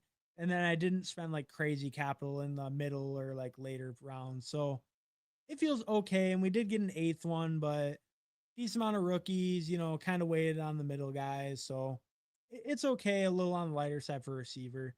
I think overall I feel okay with this team, but it's not great. It's not bad. It's okay. You know, Nothing crazy weak. I mean, the receivers are still fine. They're not like super weak, but I feel like that's kind of the point where I feel the most concern with this team. I guess I would say is the receiver spot. All right, and then let's look at Conman. Conman went 2673. Drake May Goff, totally good for a 2 QB build with that. Got an elite and then got Goff. I think anyone in the Goff range with an elite is always going to be good for 2 if you want. You can always go with the third if you would like, but 2 is totally fine with that strong of 2. Chase Brown, Josh Jacobs, Trevion, Alvin Kamara, Dylan Sampson, Justice Hill. I like that. You did kind of a similar thing to me where it's like kind of that double anchor with Jacobs and Chase Brown where you feel super consistent with them. They're going to be the clear starter, getting a lot of work on good offenses. And then Trevion's kind of like your third where maybe some weeks his floor is lower, but he can really give you those spikes, really help your lineup when he does hit. And then you don't really care about his floor as much because you have the 2 solid guys up top. And you just wait a while, get some more like kind of share time guys, kind of contingent guys. You kind of went for more of the like pass catching split time guys. I like those guys. I don't mind that. Um, yeah, I think it feels pretty good overall. I guess the only thing I would maybe nitpick is like you have 3 week 11 buys, so you might be hurting a little bit during week 11, but that's a minor nitpick. It's nothing big. But I think that's built pretty well. 3 strong guys basically, and then 3 guys later, just with some upsides, some split time. Maybe they hit your lineup here and there, filling buys or something. Receiver, you go Monrod, Devonta, DK, Jordan Addison, Trey Tucker, Keyshawn Boutte, Rashad Bateman, Pitts, Andrews, Goddard. Really, really strong tight end room. Um, yeah, and receivers pretty good. I mean, 4 by Addison is totally good. With seeing like you actually have kind of the more hero up top, like you have a Monra up top, and then Devonta's your 2. Where like with my lineup, it was like I had Olave up top, right? So it's like I just started right after you picked Devonta, but you have like a real hero up top. So I think that makes it kind of more reasonable to get like 4 good ones. Then you take a big break, then you go to Trey Tucker. I like Trey Tucker's price a ton. I think he's way undervalued still. But I actually like him as your 5th. But I think on this build with those really strong 2 up top with DK and Addison, I think that actually feels pretty good. Then get Boutte and Bateman, 2 guys getting tons of good speak right now. Absolutely lighting up camp for Boutte. And then Bateman also looking good in camp, but more just talking about like, used all around the field, stuff like that. They've been talking him up a lot. Oh, Mendoza went undrafted. That's insane to me. I'm shocked Mendoza went undrafted in this. Um, but yeah, no, I think this is a solid team con, man. I think no real issues with it. Like tight end is stronger than it needs to be, but it's not like I really think you needed to put it anywhere else. I think it's fine. So yeah, I think it's a solid team. I think like you could have put one of those tight ends at receiver, I guess, but I don't really think you needed to. I think you did enough early that it made sense. So yeah, solid team. I like it. I like it quite a bit. Um, yeah, I like quite a bit. I do like Trey Tucker a lot, so maybe that's kind of helping me that he's the 5th and you did wait a while. But I really think he's underpriced, so that does kind of help it too. But yes, really solid team con, man. Let's check out game type. Game type went 2682. Dak and Darnold, a little weaker than I would like. I would prefer a little bit better, but I'm kind of a Darnold hater. I'll be honest with you. I'm a little bit of a Darnold hater. So, I might be just a tad bit biased in that one, but it's okay. And Dak up top makes it okay, but a little on the lighter side there with those 2.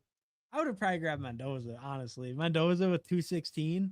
I would have just grabbed him like if I get unstacked. I don't even care. I would probably done that personally, but I think Dak and Darnold, it's okay enough. Bijan, Jeremiah Love, Bashal Tootin, Jalen Warren, Blake Corum, Kyle Monaghan. Holy shit, dude.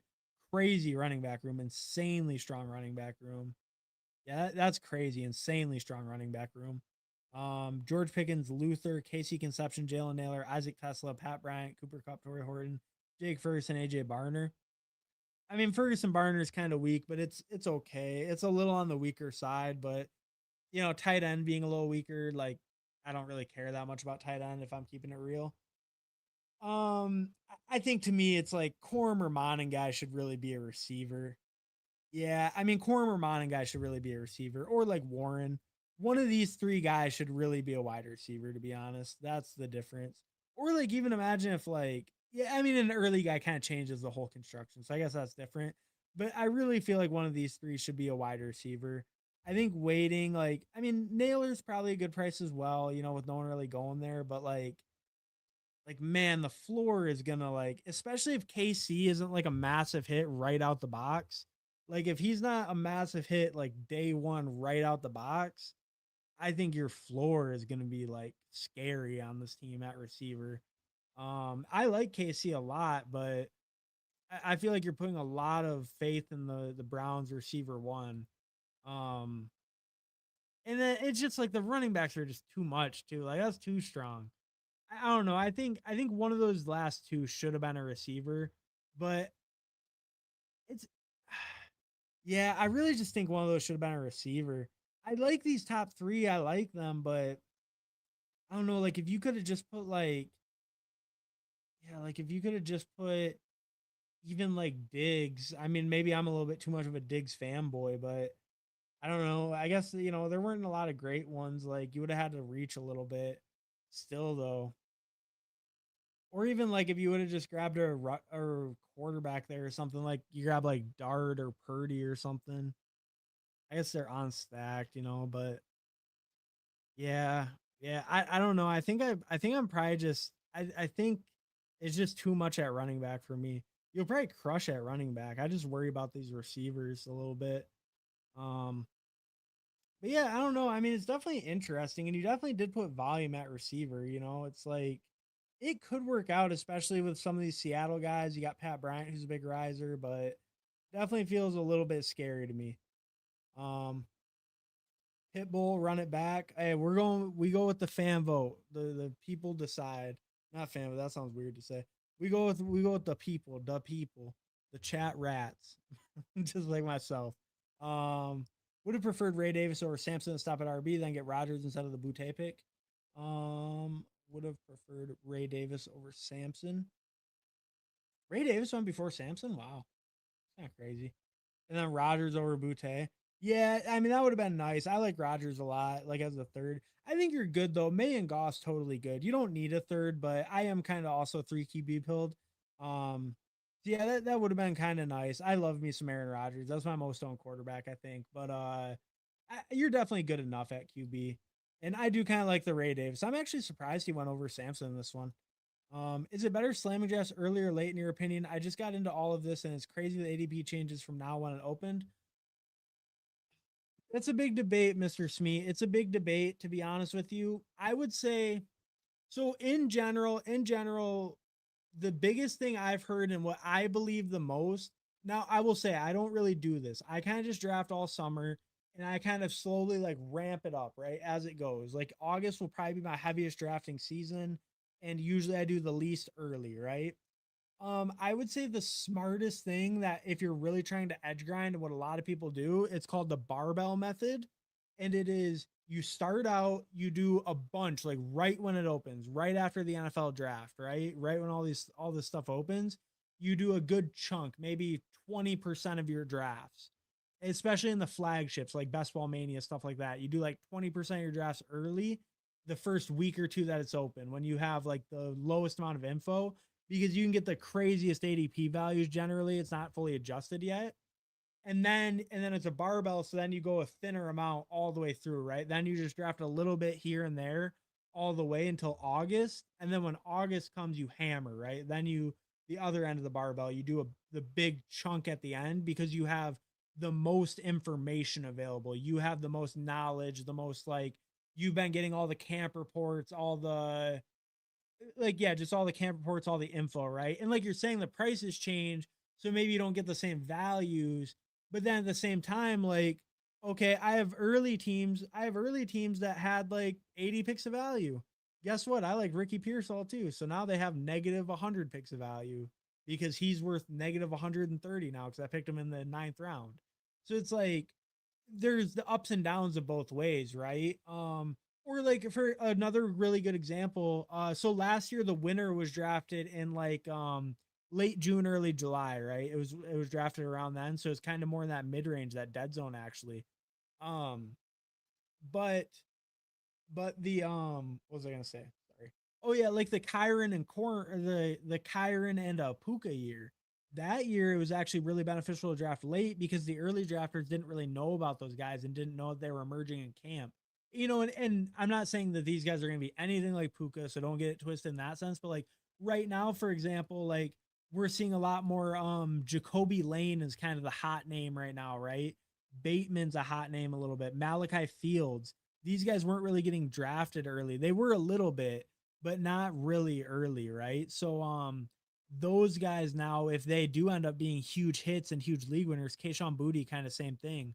If they do end up being huge hits, huge league winners, then it would have been more beneficial to draft late. So some of it is kind of determined like afterwards. It's kind of like the hindsight analysis, right? Where if if you needed those early values and you needed to get the guy before he rised, maybe you needed a combo of Luther Burden and Jalen Waddle, and now it's impossible to get him because they both go in the fourth round together. Where before you get Waddle in the fifth and Burden in the late fourth, so you could pair them. Maybe you need that combo, and it's like, and then it's like, oh, well, you had to draft early because you needed them. They were the two huge hits.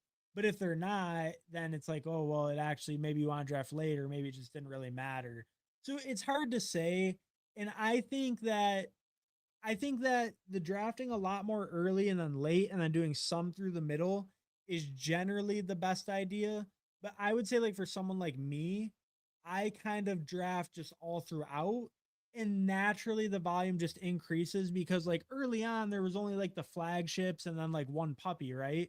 Where right now you go to the lobby, there's 10 different contests you can draft. So it's like, well, obviously the volume's going to go up because I'm trying to do all these different time boxes that they're dropping, and they're dropping them all because there's so many more people drafting. So like your volume in general just kind of goes up as the season goes if you're doing a lot.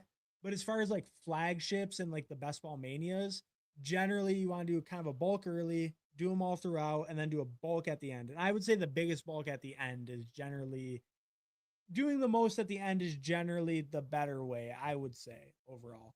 Unless, but there could be something you needed early, some value needed early, right? And you never know, and that's why you kind of want to do it all throughout. But at the end, I would generally say if you were only gonna do one or the other, I would do them all at the end. I would do them all in August. If you said, well, I'm only drafting 1 month out of the year, which month should it be? August should be the month, or into September. Technically, you can draft like the first week of September, but you get what I'm saying. I would do them at the end if I had to pick one, but in general, early and late is kind of the ideal. And then in the middle, it's kind of dead, right? Like June, July, it's like there's no camps, no one's even with the team. You're not getting any info.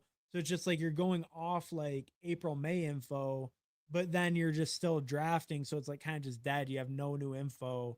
It's kind of just like it's not a bad time to draft, like, because you can still get the winning team, obviously, but it's generally like you're not gaining anything by drafting them because it's like the ADPs have kind of settled from the actual NFL draft. So you're not getting those early values anymore, but then you're also not getting like the newest info anymore. So you're behind those people in info. So hopefully that kind of explained like my thoughts on and stuff. But I would say generally late if you had to pick one. Telling myself a story, maybe a fairy tale. I mean, the running backs are disgusting. So if you get like, I will say this with your team, like your running backs are so disgusting, and if Pickens and Burden are big hits, you can fill it with the other guys. Like you could fill that wide receiver 3 spot, but you need Pickens and Burden to kind of be carrying, I think, or like a huge breakout out of like Naylor or KC.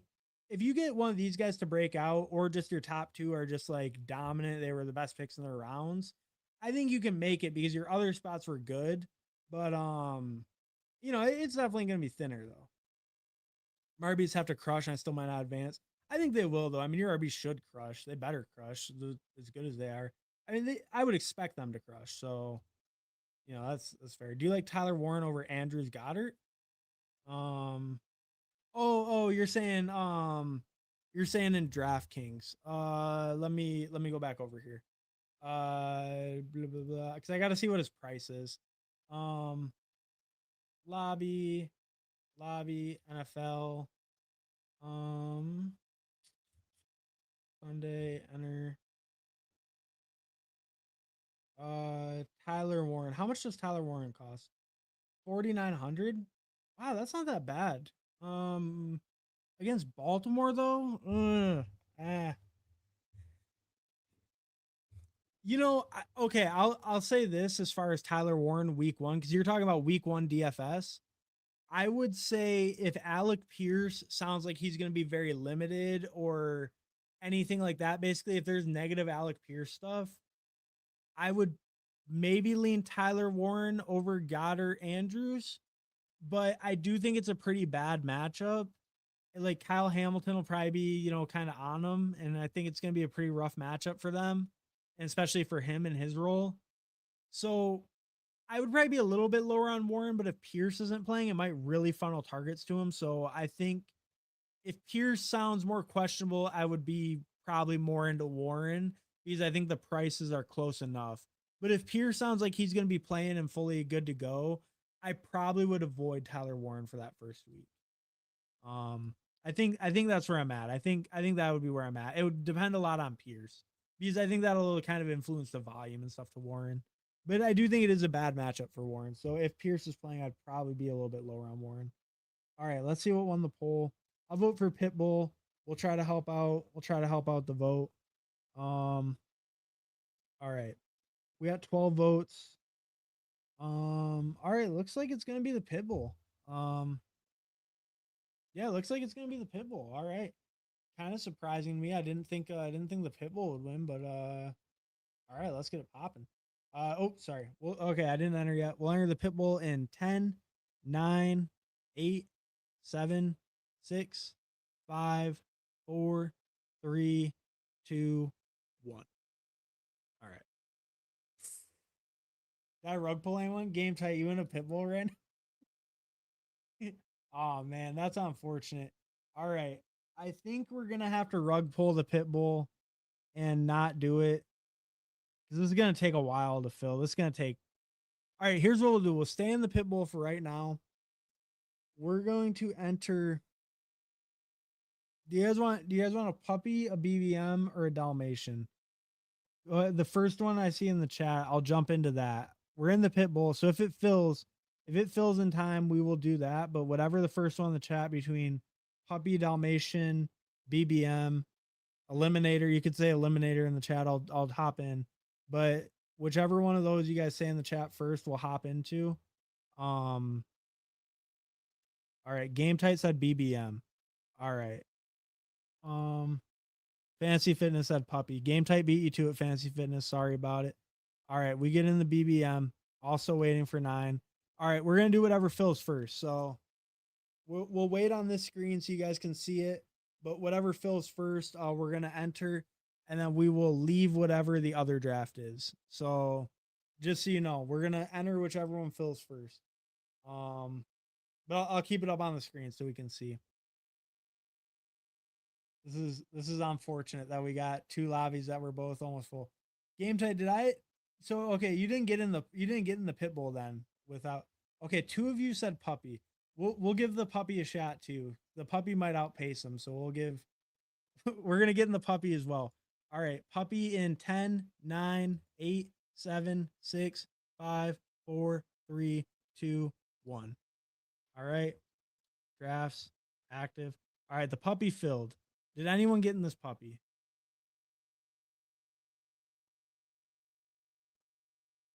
No. No, you did not. All right. I'll tell you guys what. Since I've been rug pulling you like crazy, we're leaving the BBM, we're leaving the Pitbull, so get out of those. We're gonna enter one more puppy. So if you guys want to get in the puppy, we're gonna enter another puppy in 10, 9, 8, 7, 6, 5, 4, 3, 2, 1. All right. So we're in another puppy waiting for 5. So if anyone wants to get in this one, go for it. We'll multi-table them. I'm not really worried about it. But see that's what we'll do. Since we kind of rug pulled on the Pitbull and on the BBM, we'll get in the puppies. They were actually kind of filling, so I did kind of rug pull it, but we didn't do any puppies. We were only doing Pitbulls and BBMs, so we can switch it up. My apologies to Game Tight. I was rug pulling them like crazy. Hopefully the multi-table can make up for it a little bit. If a bunch of people get in the second one, I'll probably just show this one, and then we can just kind of ignore the other one I'm in. I'll just have it on another tab. I'll show it a little bit, but we'll mostly just focus on the one that people are in if I'm in 2, you know what I mean? Okay, yeah, this one we got hella people. So what I'll do this one, I'm just gonna do it like off stream, or not off stream, but I'm just gonna open it in another tab, and then I'll show it here and there. Here and there, I'll kind of go through it and show it. All right, let's see who got in this one. We got two two show. I don't know who that is. We got MCH at the 3, Fantasy Fitness at the 3. I'm at the 2. Game Tight at the 4. Nick's at the 5. Frog Clone at the 8. Not sure if Frog Clone's watching. Are you in here, Frog Clone? We got Conman at the 11. I think that's it. But all right, so we got 4 or 5 of us in here. So we got a nice friends and family draft. Always love seeing that. That always feels good. So at least we didn't rug pull in that sense. We got in the draft with some people, so that always feels nice. We got it going. And Hartman, man of the people, hell yeah, Paulino. Always try and be a man of the people. Appreciate it. Appreciate the kind words. But always try and be a man of the people. I mean, I am the people too.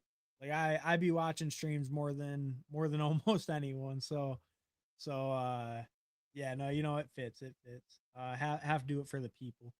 My fellow chat rats. All right. All right. Kenny Walker. All right, yeah. But no, that's cool. That worked out really good. That we got in kind of an empty one. All good, puppy rocks. Hell yeah, hell yeah. Okay, appreciate it, game tight.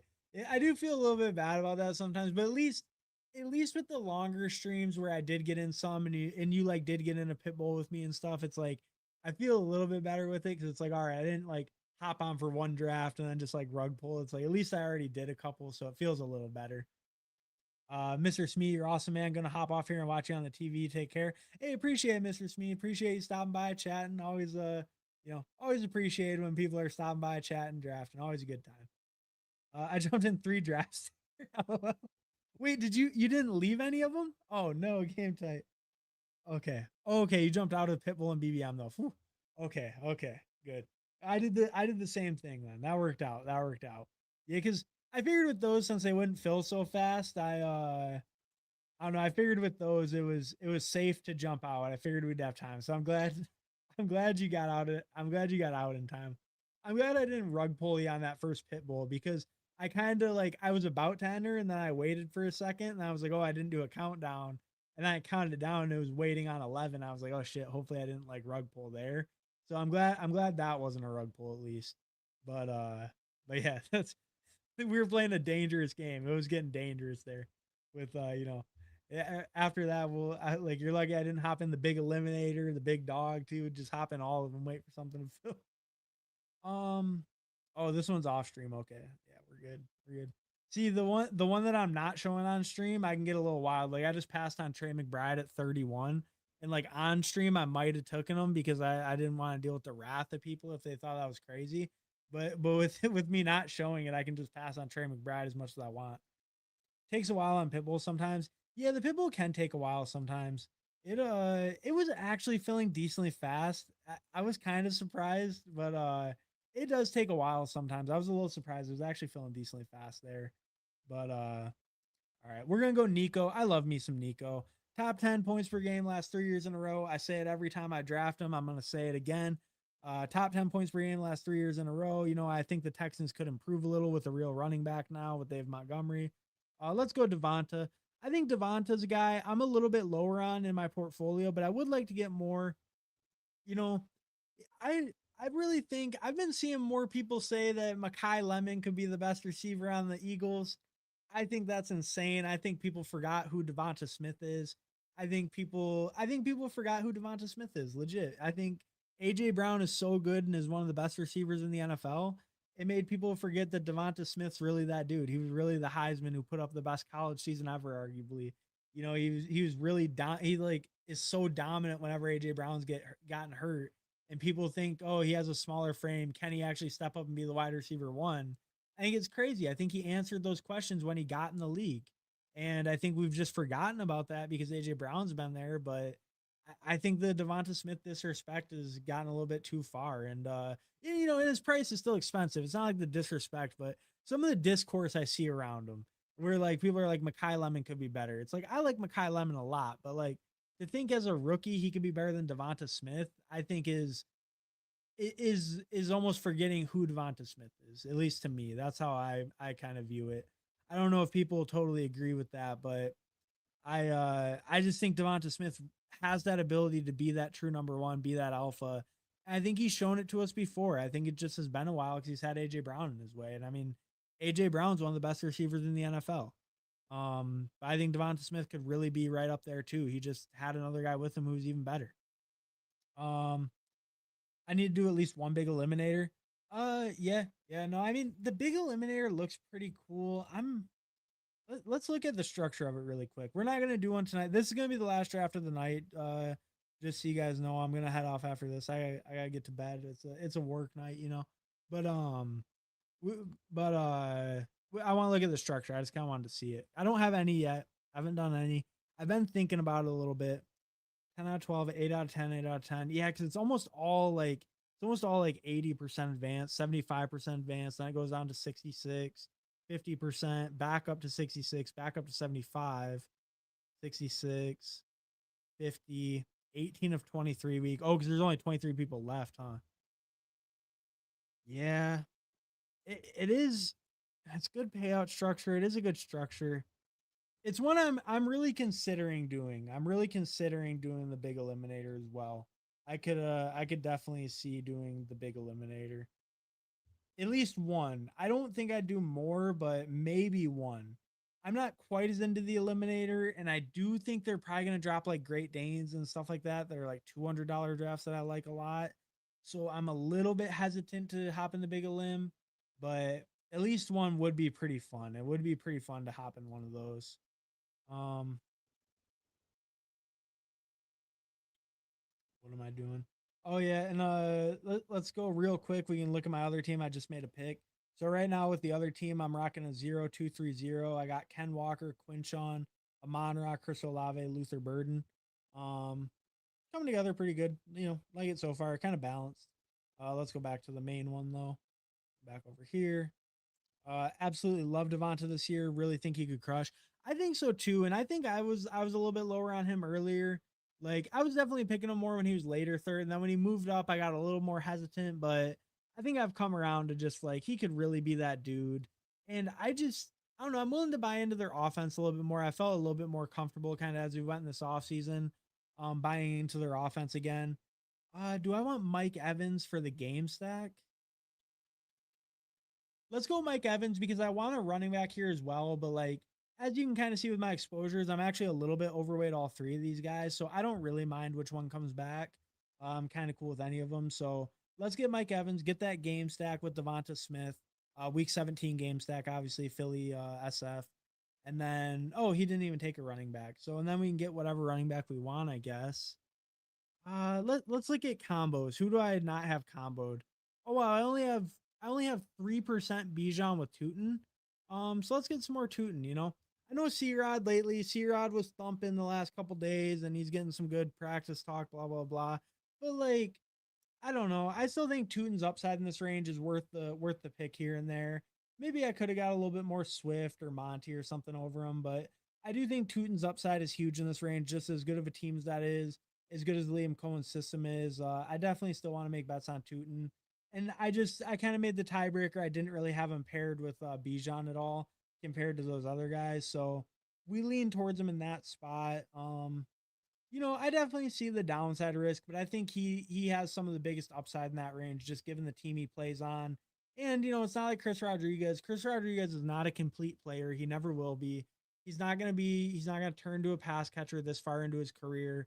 He could be a goal line back, but the thing is, Tootin was a really good goal line back last year. They used Tootin a lot in that role, and he was actually very successful in the short yardage. You know, so I think that's the thing. Like their success rate metrics and a lot of that in the short yardage is very similar, and Tootin just has a lot more like ability to probably grow his game and just could be a lot more well-rounded of a player than Chris Rodriguez is. And they were very similar in success rate in that like goal line area too. So or in the short yardage running. Um so yeah, so I don't know. I'm still pretty happy to bet on Tootin. I think it's just an offense I want pieces of. I really want to buy into the Jags offense, Liam Cohen's offense. So I think he just feels good there where he goes. Mick Nix definitely considered doing some big limbs, but I could also see myself tilting off the planet if I get axed in week 1. Oh man. Oh man, that would be brutal, wouldn't it? Like $100. I mean, some people are going to. It's gonna happen, right? Yeah. I don't, yeah, it is scary. Like I just see because I don't even I guess to me the thing is I don't have that many regular eliminators in.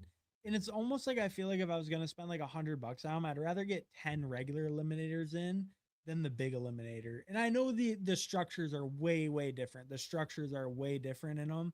But I kind of like the head to head and I like all that. And I haven't really done a ton of eliminators. So I would actually almost prefer to just get more volume into that if I was going to do them. But it is tough because it is interesting to do the $100 one. It is also those like decent advancement rate odds where the regular eliminator, it's always a 50-50 versus like bigger pods, less variance with the big eliminator. It is scary though, yeah, because it's just if you get a team you're unhappy with in a draft like that, and then you get bounced early, then it just like blows. You can't even dream about it, right? You can't even dream for half the year like come with a regular team if it gets cooked. The team's just dead, and then you're like, oh man, that sucks. Um, Tony Pollard in the other draft. Uh, that's where I'm at. I'm like one big limb and I'm done. Yeah, yeah, yeah. No, I think doing just one is kind of a fun idea. All right, so we're definitely going Jalen Hurts here. Jalen Hurts with Devonta, and then we get the week 17 with Mike Evans. Oh, we even get the week 16 with Nico. I kind of forgot about that. They play Houston week 16, so that's great. We get kind of a bigger stack going there. Um, I'm not super into Makai Lemon. I think he's okay, but with the hamstring injury and stuff, multiple hamstring injuries this summer, missing some time in camp again, I think he should be falling a little. So I think it's going to be either DK, Mondre, or Pollard. I feel like I want more DK Metcalf right now. Now this is the spot where I've been saying I've been getting kind of fucked at running back though in this spot. Okay, let's push it. Let's push it. This is a puppy. Let's push it. Let's get some DK. Because this spot, I've been kind of saying this 8-9 turn, there's a lot of drafts. I'm getting kind of cooked at running back here. And I hate it. And it's probably going to happen again because all these people who are watching the stream are right before me. So it's probably going to happen yet again to me. But I'm willing to push it since it's a puppy. We'll push it a little bit. If this was like a BBM, I would have probably just grabbed Pollard there or something. But I do want more DK in my portfolio. I already have a ton of Pollard. I have a good chunk of Ramondre as well. So I would like some more DK. I'm a little underweight on him. I would like to actually be overweight on him. He's been getting some good reports as well. So I'd like to get a little bit more. So we'll get the DK, but we're gonna see how much the room decides to punish me for the DK Metcalf pick. It might be severe. Who knows? We'll find out though. We're gonna find out one way or another. We'll get Rico Dowdle in the other one. We'll show the other one really quick. We just made another pick. So in the other one, I'm sitting at a 0-4-4-0, going kind of different. Ken Walker, Quinshawn, Tony Pollard, Rico Dowdle, Amon Ra, Chris Olave, Luther Bird, and Jordan Tyson. So I did a Saints double. I got the Detroit Chicago thing, and then I have a pretty strong running back room right now. So the other one's coming together pretty good at skill position wise, but we need to get in at the onesies a little bit. And then this one so far, so the one that we're actually like showing with everyone in it, we have a 1-2-4-0 right now. We got Jalen Hurts, Bijan Robinson, Bashal Tutin, Nico Collins, Devonta Smith, Mike Evans, DK Metcalf. I think this feels pretty solid. I really like the receiver room. I like how it's, I like the correlation. I like getting that stack with the Philly SF. Jalen Hurts up top feels good. Definitely feeling good with Hurts right now. They've been talking about like in camp he's getting way more designed runs than last year. It's looking like he's going to run a lot more, which makes sense. I mean, last year was one of his lowest rushing years of his career, right? For Jalen Hurts, especially as far as designed runs. So I think it feels good knowing like the new OC realized that he wants to get him more involved in that way, and that should be very fantasy friendly for us. So I think that feels pretty good. Hurts feels good where he goes. Mr. Smee had another question. LOL. How does all this look during the season? When you open the app, can you look at the teams you drafted, points and standings each week? Yeah, yeah. Oh, yeah, for sure. I can show that. I'll show that in just a second. I'll show it in after this turn. Let me make the 8-9 turn picks, and then I'll kind of show you how it looks. Um, because it's like the same as it basically looks the same before the season even starts. So I can kind of show you where it is and stuff, like on the site, how it kind of looks on the site. Um, am I up in the other one? No. Okay. Jared Goff. Jared Goff, come on down. All right. Let me make these picks quick. What do I want? What do I want? Running back would be nice. Ooh, J.K. Dobbins. Okay, J.K. Dobbins works out fine. See, they tried to screw me, but there goes MCH. He's too influenced by zero. He goes and takes RJ Harvey over Dobbins. Thank you for taking the backup over the starter. I appreciate it. Works out for me. No, I'm just messing around. I'm just messing around. But no, I'm happy I got Dobbins at least. That actually feels decent. And then probably a receiver. Do I want a Michael Wilson share? Not really. Let's just get a Michael Pittman share instead. Let's get the better Michael. We're gonna double up on Pittsburgh. I actually don't mind doubling up on Pittsburgh at all. They're one of my favorite teams to buy into. I think they're way undervalued. So we'll double up on them. That feels pretty good to me. Okay, and then I said I was gonna show it. So we can look at like let's look at one of my best ball manias, for example. So if we go to I guess it doesn't totally look like it. It looks a little different, huh? Um, okay, so basically in this section where it's like your CSV, it'll be an active, or no, it won't be an active, it'll be in live. And then see, I don't think I have anything that's live though. That's the problem. Best ball? Do I have MLB? No. Yeah, I don't have anything live. So basically when it's active, it'll be in this tab, it'll be in live best ball, and then it'll look the same. It'll be like all your drafts like this in a list. And then you'll just click on the draft like BBM, and then it'll show your whole pod. Like instead of showing my team right here, it's gonna just show everyone in the lobby with you, and it's gonna show like where you rank in order. And then what it does too, like since the top 2 out of 12 advance, right? It's going to show like the ones where you're advancing are going to automatically be at the top of the list. And then it goes in like chronological order, I believe, after that. But the ones you're advancing in will automatically be at the top of that list on that right side. So I guess I can't actually show what it looks like without them being active right now, but it's basically the same as the completed drafts, and then it'll just show the pod instead of just showing your team right away. It'll show the actual pod you're competing against, and then where you're all placing. It'll have like live updates. The live updates are a little bit weird on UD, but every couple hours on a Sunday, like it updates multiple times every Sunday, so you can kind of refresh it, see where you're at. But definitely every night, every Monday, it'll be fully updated from the weekend, and you can see like where you're scoring, where you're at. They've actually added some stuff this year. They claim that the live scoring is going to get better. We'll see how much that actually comes true. But they've added some stuff even to the roster page that shows like single players points and all that. Um, so it should be it's like decently easy to track. And then you're talking about on the app. So same thing on the app, right? It'll just be in the live tab of the app, and then you'll be able to see your pod. But yeah, unfortunately I can't totally show it right now.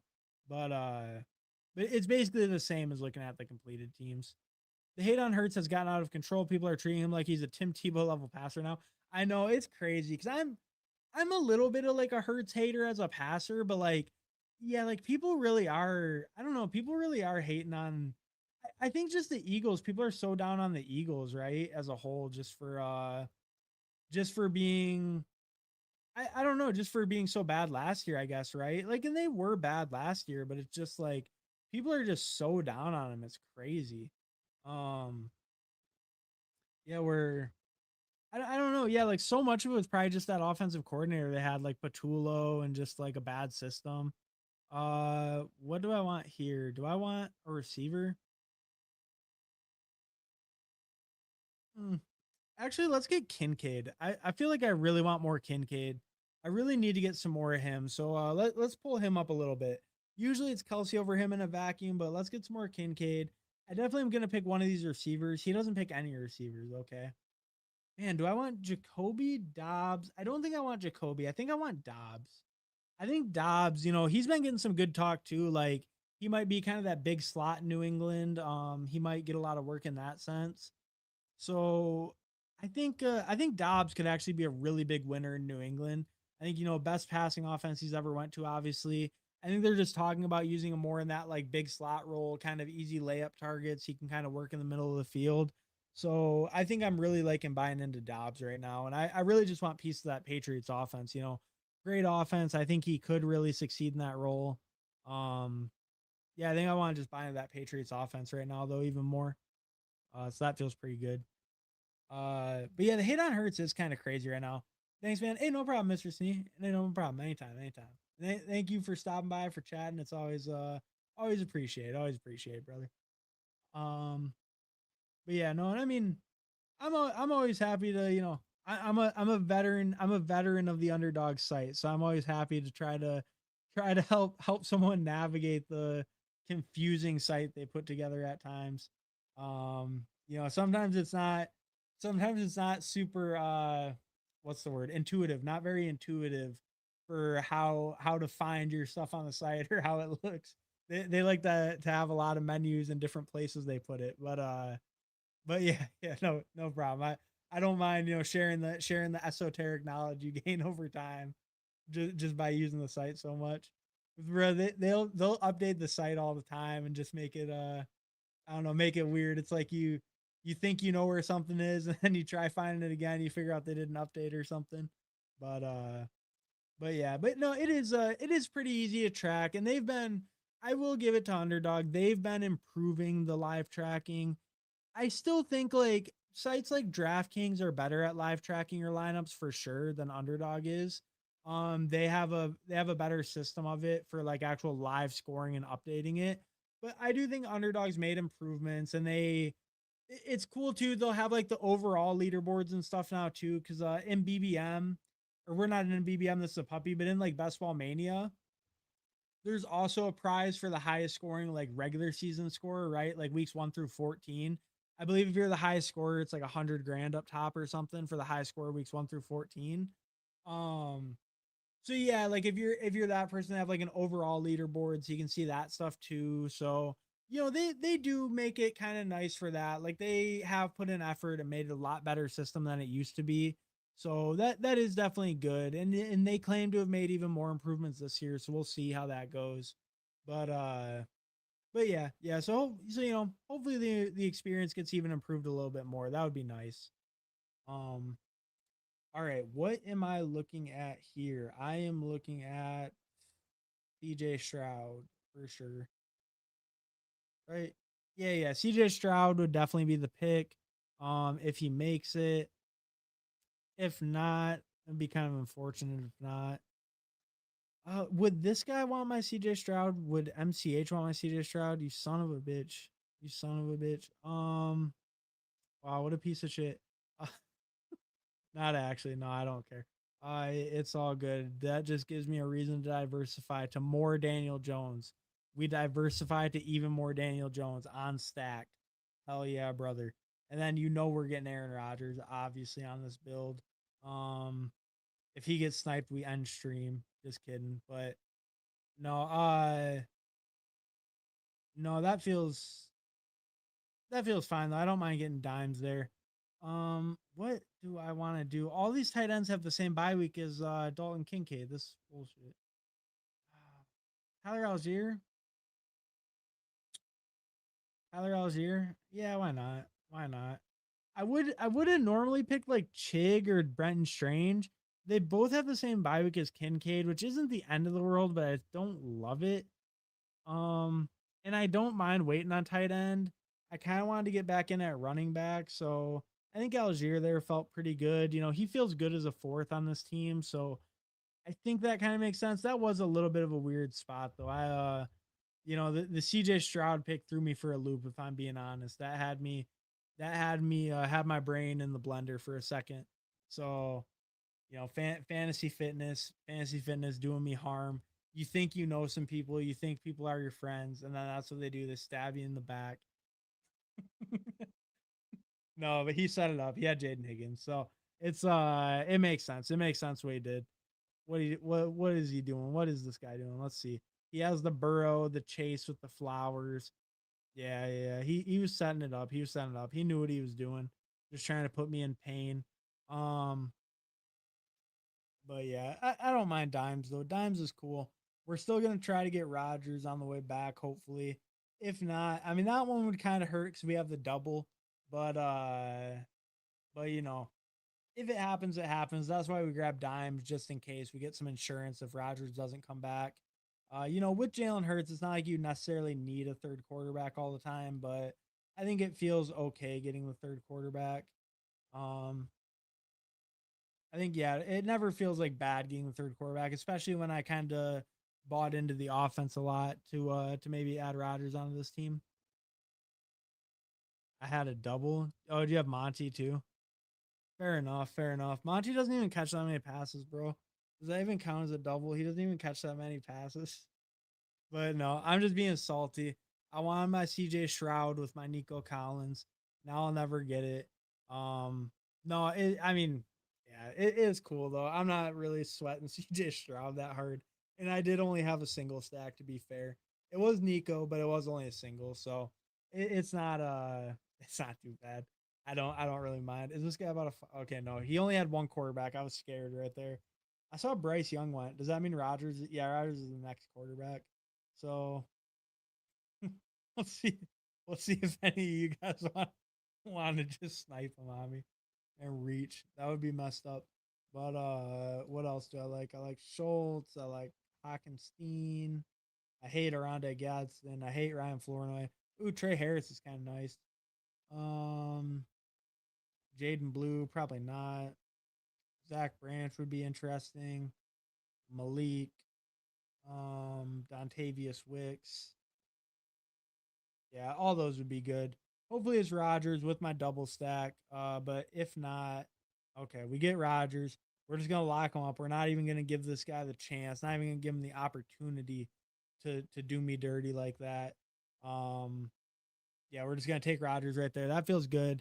And then I think I want to get back in at tight end. Definitely want Dalton Schultz. No chance you're getting him with CJ Stroud.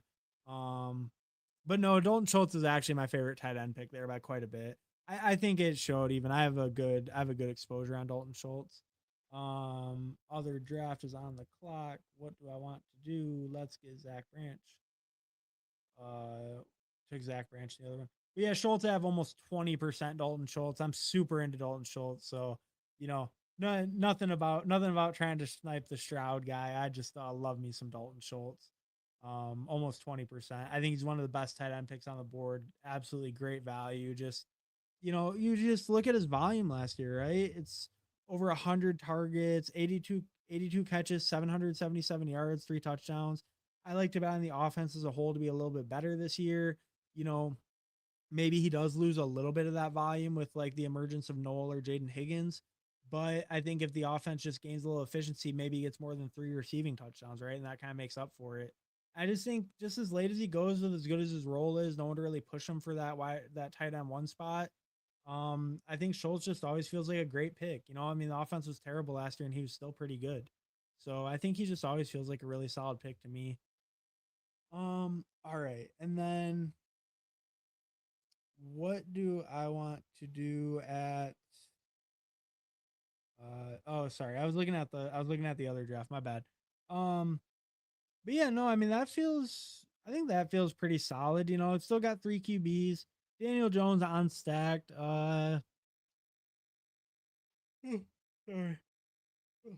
Sorry. Sorry about that. Yeah, Daniel Jones unstacked. I probably won't really be able to stack them either. Oh, I can actually stack them in the next round, hopefully. I'll try to stack Daniel Jones on the next turn. I have a plan. I have a plan to stack him if the guy makes it to me, and he should. He's usually available there. So we're gonna stack up Daniel Jones soon and get that going. So that'll feel pretty good. Um, man, this other draft I'm in, it's an absolute mess. People snipe me like crazy. It was terrible, terrible experience. Do not recommend. Um,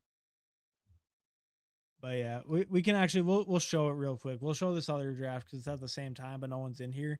So it's a 2-5-6-3 right now. We have Jared Goff. We also have Daniel Jones. That was an auto pick. I missed it. but Jared Goff and Daniel Jones. We have Ken Walker, Quinshawn, Tony Pollard, Rico Dowdle, and now we have Ray Davis. That's fine at running back. We have Amon-Ra, Olave, Burden, Jordan Tyson, Travis Hunter, Zach Branch, Kyle Pitts, Dalton Kincaid, Juwan Johnson. So we have a massive New Orleans Atlanta thing going, except for I didn't get Tyler Shuck because someone fucking sniped me on him. Where did they take him? Where did you take Tyler Shuck from me? He went early. He went at 113 in this draft. Look at that. He went one pick before me. Look at these sons of bitches. Ken Poppy. Ken Poppy better hope I never see him in real life. It'd be bad. Get violent. But yeah, he took Shuck. He legit just sniped me for no fucking reason. Piece of shit. And it wasn't even the one I was showing on stream either, so we didn't even get the big reaction, which is crazy. Crazy work by him. Let's get even more Steelers. We're going with the Steelers mega stack. I wouldn't necessarily say I totally recommend this build type, but we were already on the clock when I tab back over here. We're not even sharing it. We went with the Steelers mega stack, as you can now see. The other build, we were on the clock, it looks like. We're going to take Pat Bryan, of course.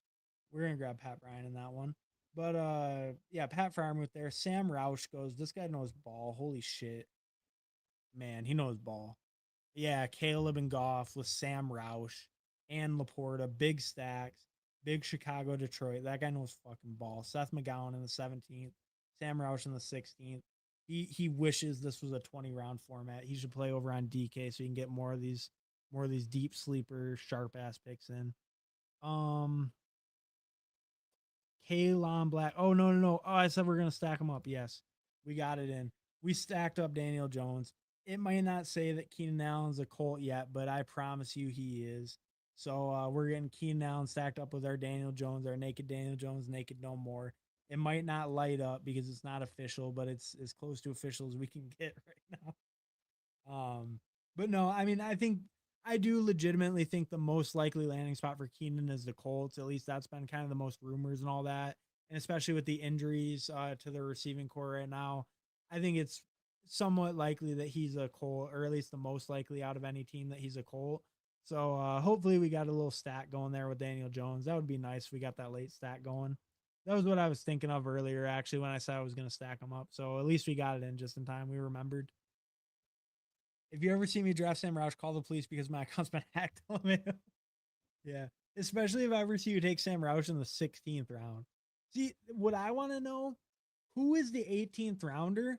Because taking Sam Roush in the 16th round implies, we'll see when he picks, but the Sam Roush pick implies that he feels more likely that Sam Roush would have got stolen than he does that whoever that 18th round pick is would have got stolen, right? So like the implication is that Sam Roush would have been gone more likely than whoever he is going to pick. So I'm very curious who the 18th rounder is going to be. Oh, and I guess while it's finishing, so let's show this final build. So this was the one we weren't really showing on stream too much. This build's done. So we got 3573. The dude sniped me on Shuck. He's a terrible person. When I had the double, I had Tyson and Olave. He sniped me on Shuck, one pick before me, like 5-10 picks ahead of his ADP. Insane work. But I have Jared Goff, Daniel Jones. I got two hooks. I play at the Atlanta side now. So decent QB room, kind of weaker. Ken Walker, Quinshawn Pollard, Rico, Ray Davis. I like the running back room quite a bit. Amon-Ra, Olave, Burden, Jordan Tyson, Travis Hunter, Zach Branch, Pat Bryant, Kyle Pitts, Kincaid, Juwan. So we're kind of all in on that New Orleans Atlanta Week 17 game. Playing it through the Atlanta side with the weaker stacks. Unfortunate because of the Tyler Shuck snipe, but it worked out okay. I don't hate this build. This build's all right. I don't mind it. But we'll close that one out now. That's good for that one. I don't think anyone was in that draft. If you were in that draft with me, let me know. I'll look at your team. I don't think anyone was in that draft with me that I recognize though. I think everyone got into this draft because that one like snap filled the second I joined it. But yeah, I can't believe that dude sniped me on Tyler Shuck. That's just crazy. That's just straight trying to rage bait me. And like it wasn't even someone I've ever seen before. I think he was just trying to like get me to rage as a drafter, which I kind of do respect. Jalen Wright goes. I don't mind that pick. Oh, that was game tight. Game tight likes Jalen Wright. That makes sense. Yeah, I think the Jalen Wright pick's fine in general. Kalon Black, sounds like he's probably the more main backup. I probably want the fifth RB. Yeah, let's go Kalen Black. That makes sense. Kalen Black's a good pick. I think he fits this build. And I guess we did have the Philly SF stuff going, so even there, I mean, I'm not factoring that in too much, but that's a nice little angle to take too. All right. So I think we're gonna be calling it there. I will check out the teams, anyone that was watching. So I'll check out Conman. I'll check out I don't think Frog Clone was watching, so we won't check out his. If you're in here, Frog Clone, let me know. We'll check your team out. But we'll check out Conman, we'll check out Micknix, Game Tight, MCH, and then myself, obviously. And then we'll get out of here for the night. So I did a 3-5-7-3, Jalen Hurts, Daniel Jones, Aaron Rodgers. Pretty happy with that QB room. Like got an elite, then waited till later, got two solid guys, not getting benched, nothing like that. I think that always feels solid, especially with a more elite guy up top. So that feels good for a three QB build. Bijan, Bashal Tootin, J.K. Dobbins, Tyler Algier, Kalen Black. I think it's pretty solid. Got a really, really strong hero with Bijan. So I think that allows me more of the flexibility to go with like a little bit more risky, but a high upside RB2 and Bashal Tootin. And then a third that I feel really comfortable with in J.K. Dobbins as long as he's healthy. When I'm picking him, I'm assuming he's healthy all year, even if it's never happened before. I assume it's happening this time every time I pick him. So if I'm building it with that in mind, I think I have three solid guys up top, and then I'm just taking kind of more swings late. Algier even, to kind of change the pace, could hit my lineup sometimes or help fill some bye weeks. So I think he actually feels decent as a fourth. And then Kalen Black, just big upside swing or contingent swing late for the fifth. I think that running back room feels fine to me. Nico Devonta, Mike Evans, DK, Michael Pittman, Romeo Dobbs, Keenan Allen, Dalton Kincaid, Dalton Schultz, Pat Fryermuth. I think tight end feels really good with those three. Or feels solid. It's not like crazy, but I think it feels solid with those three.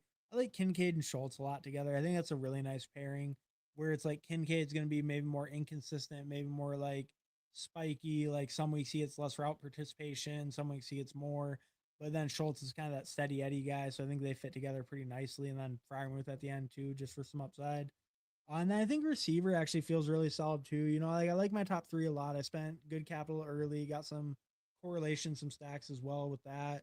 But then doubling up on the Pittsburgh guys, I think that's just like I was saying, offense I feel is undervalued, an offense I want to bet on. So I really did take some big swings on Pittsburgh, or took a lot of swings on Pittsburgh.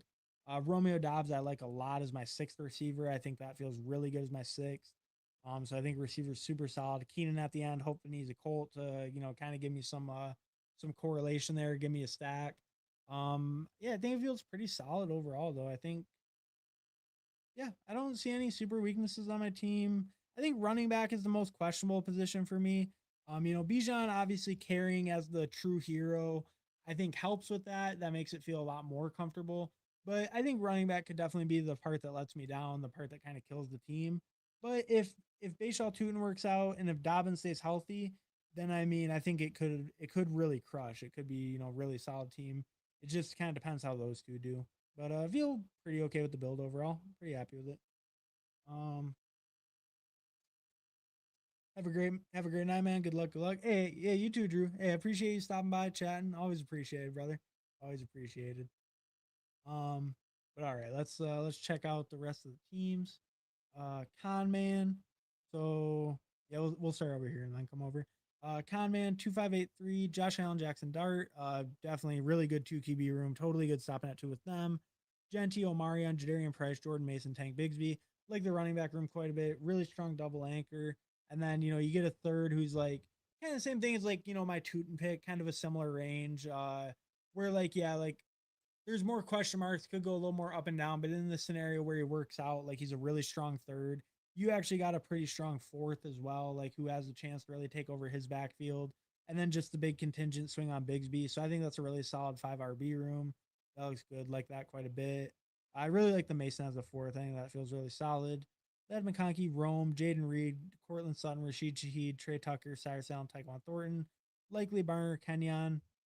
I think that's fine. Not my favorite tight end picks. Like I like Barner, but I'm not really a big fan of Likely or Kenyon Sadiq. But I think capital wise, it's fine. That's a serviceable tight end room. It's fine. Um, receiver, receiver is pretty good. I mean, top four are fine. Wait a little bit, get Shaheed.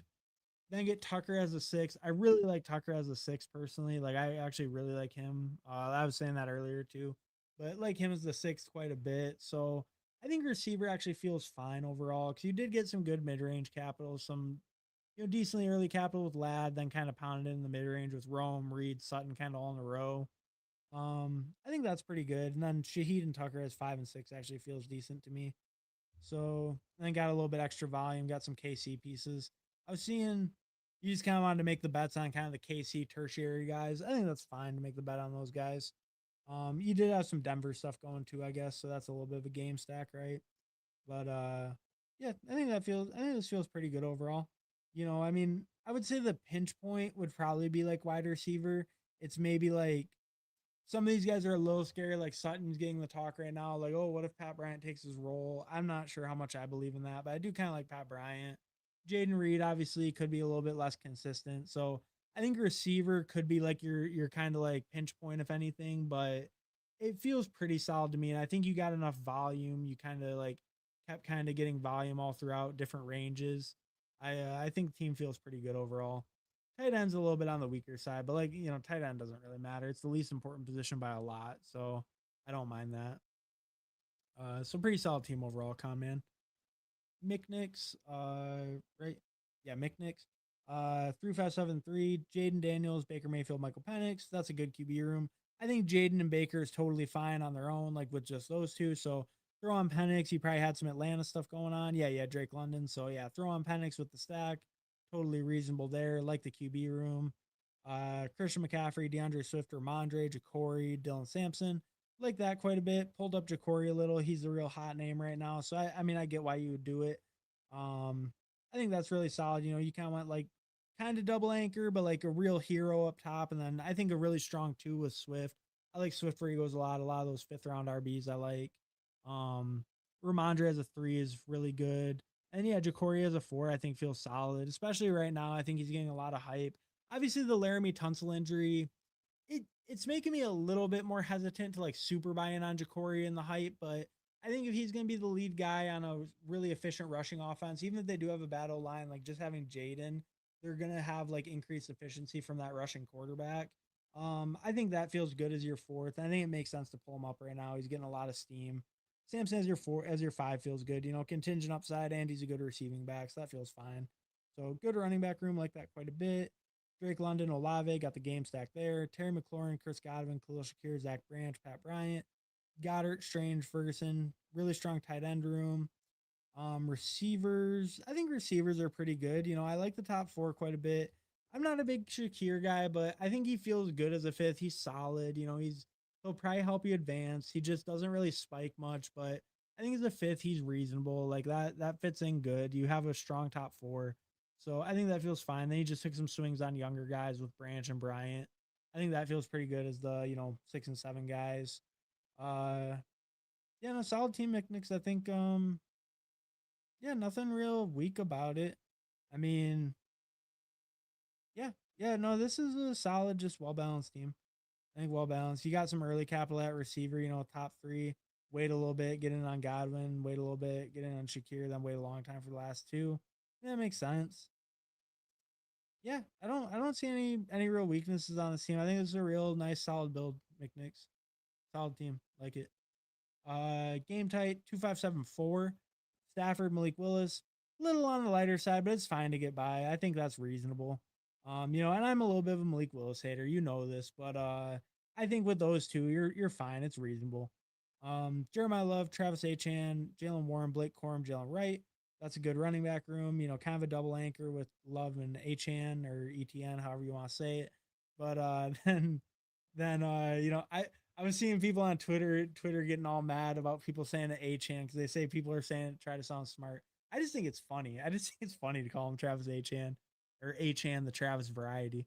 But I don't know. So hopefully no one gets offended by my pronunciation, whether it's right or wrong. But Jeremiah Love, Achan, the Travis variety, Jalen Warren, Blake Corum, Jalen Wright. I think that's a good running back room. I like that quite a bit. Just 4 solid guys, good offenses for the like Jeremiah Love and Travis are like Jeremiah Love might be a little bit weaker offense, but obviously the lead guy, top dog in that on your running back room. Travis, I think, is a good price now. He's fallen enough where he's a reasonable price. I think Jalen Warren, I'm more of a Rico guy, but Jalen Warren just on that Steelers offense should catch a lot of passes, feels pretty good. But just, split backfield there, split backfield with Corum on a great team. I think those four feel really good. You're getting points from all of them. They're all going to be on the field producing for you every week. So all different bye weeks as well. I think those top four feel really good. And then Jalen Wright, might get some change of pace, or, if HM went down or something, could get like a huge role. So I think that feels pretty good. Puka, Malik Neighbors, Devontae. So you got the double with the Rams and Stafford, like that. But Puka, Neighbors, Devontae, Wandale, KC, Jalen Naylor, Ryan Flournoy, Tucker Craft, Gadsden, Dulcich, Kate Otten. I like the tight end room. I mean, that's pretty strong for four. With Craft up top, to have four is always going to be strong for the most part. Um, Receiver feels pretty good too, actually. Receiver actually feels like strong. I mean, Puka and Neighbors up top, and then you get Devontae, Wandale, and Casey as 4 and 5. I think is actually pretty good on most builds, and you spent some early cap on this too. I think, and then just get some later pieces with Naylor and Flournoy. Even Naylor, he's a good price where he goes probably. I'm not as big of a Flournoy guy, but he fell a little to you, and he's your seventh receiver, so I can't really complain, to be honest. No, I think receiver feels really strong. Running back feels strong. Tight end feels good. I think quarterback's the only like kind of weak position, and it should be serviceable, especially if Malik is a hit. Like then I think you're doing like fine at quarterback too. So I like this team quite a bit. I think this is pretty solid overall. I the only spot I would really question at all is like quarterback, and I'm kind of a hater on Malik Willis, to be honest. So I'm definitely biased. But yeah, if he pans out, or if Stafford just like crushes again, you have all the Rams pieces. I mean, I think it could definitely work out. And kind of those correlated bets on Rams and Miami, I think that feels good. And then let's look at fantasy fitness. Matt, aka Michael, 3672. We got Joe Burrow, CJ Stroud, Geno Smith. I think that feels good. Yeah, an elite, and then you get CJ Stroud, throw on Geno at the end. Hopefully, add some Jet stuff. There better be some Jets on this team. AD Mitchell and Braylon Allen. It's acceptable. It's acceptable, I guess. I suppose. But Joe Burrow, Stroud, Geno, that's all right at QB. That's good. With the elite and then Stroud, you're feeling pretty good. Tack on Geno at the end for some more upside or bye week filling. I think that's fine. Monty Pollard, RJ Harvey, Jaden Blue, Brian Robinson, Braylon Allen. It's a little on the light side because you don't have like a true like top end guy. I like Monty where he goes. I like Pollard where he goes a lot. I'm not as big onto Harvey. And I do think the problem with Harvey is his floor is going to be very inconsistent if everyone's healthy, especially early in the year.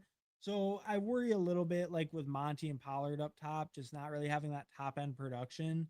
Um, and then like with Harvey, like, is he going to be able to fill in if one of them has a down week? I'm not sure. Maybe, maybe not.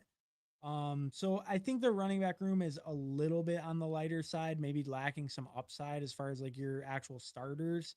And then, has upside kind of from the later guys, but could be kind of scary for the floor if like your starters disappoint any weeks. But I think it's okay. You have two solid guys up top. Harvey, who's a share time guy, but I think the share is a little bit more in question than it has been before. And then Blue, Brian Robinson, Braylon Allen, I think is, contingent guy, should have good upside if the starter went down.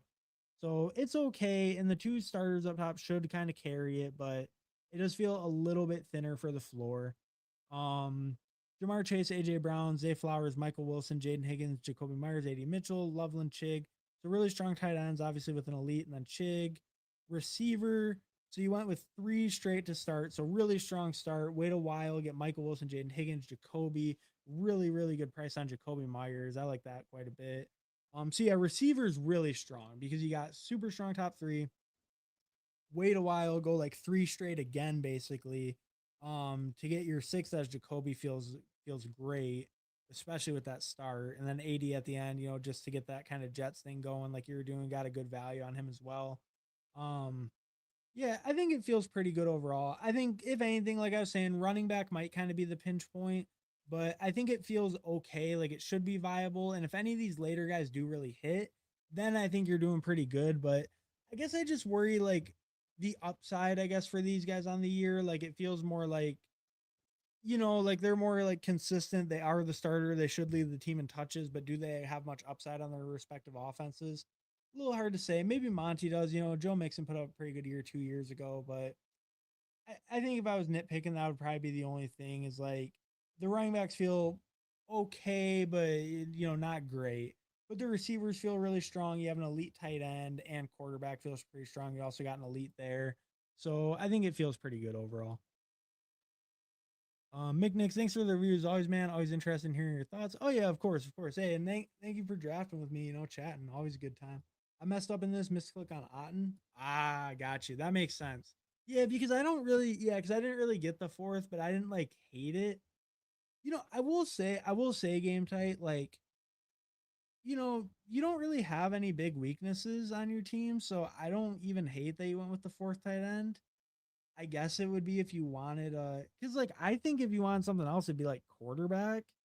And I don't, like I kind of like Tua and stuff, but like if you don't really like any of those guys, I think the fourth tight end's fine. I don't really think you needed a running back or a receiver, so yeah, it's not too bad. It's not too bad, but yeah, always sucks when you have a little bit of a misclick. Not exactly who you wanted. Always kind of sucks.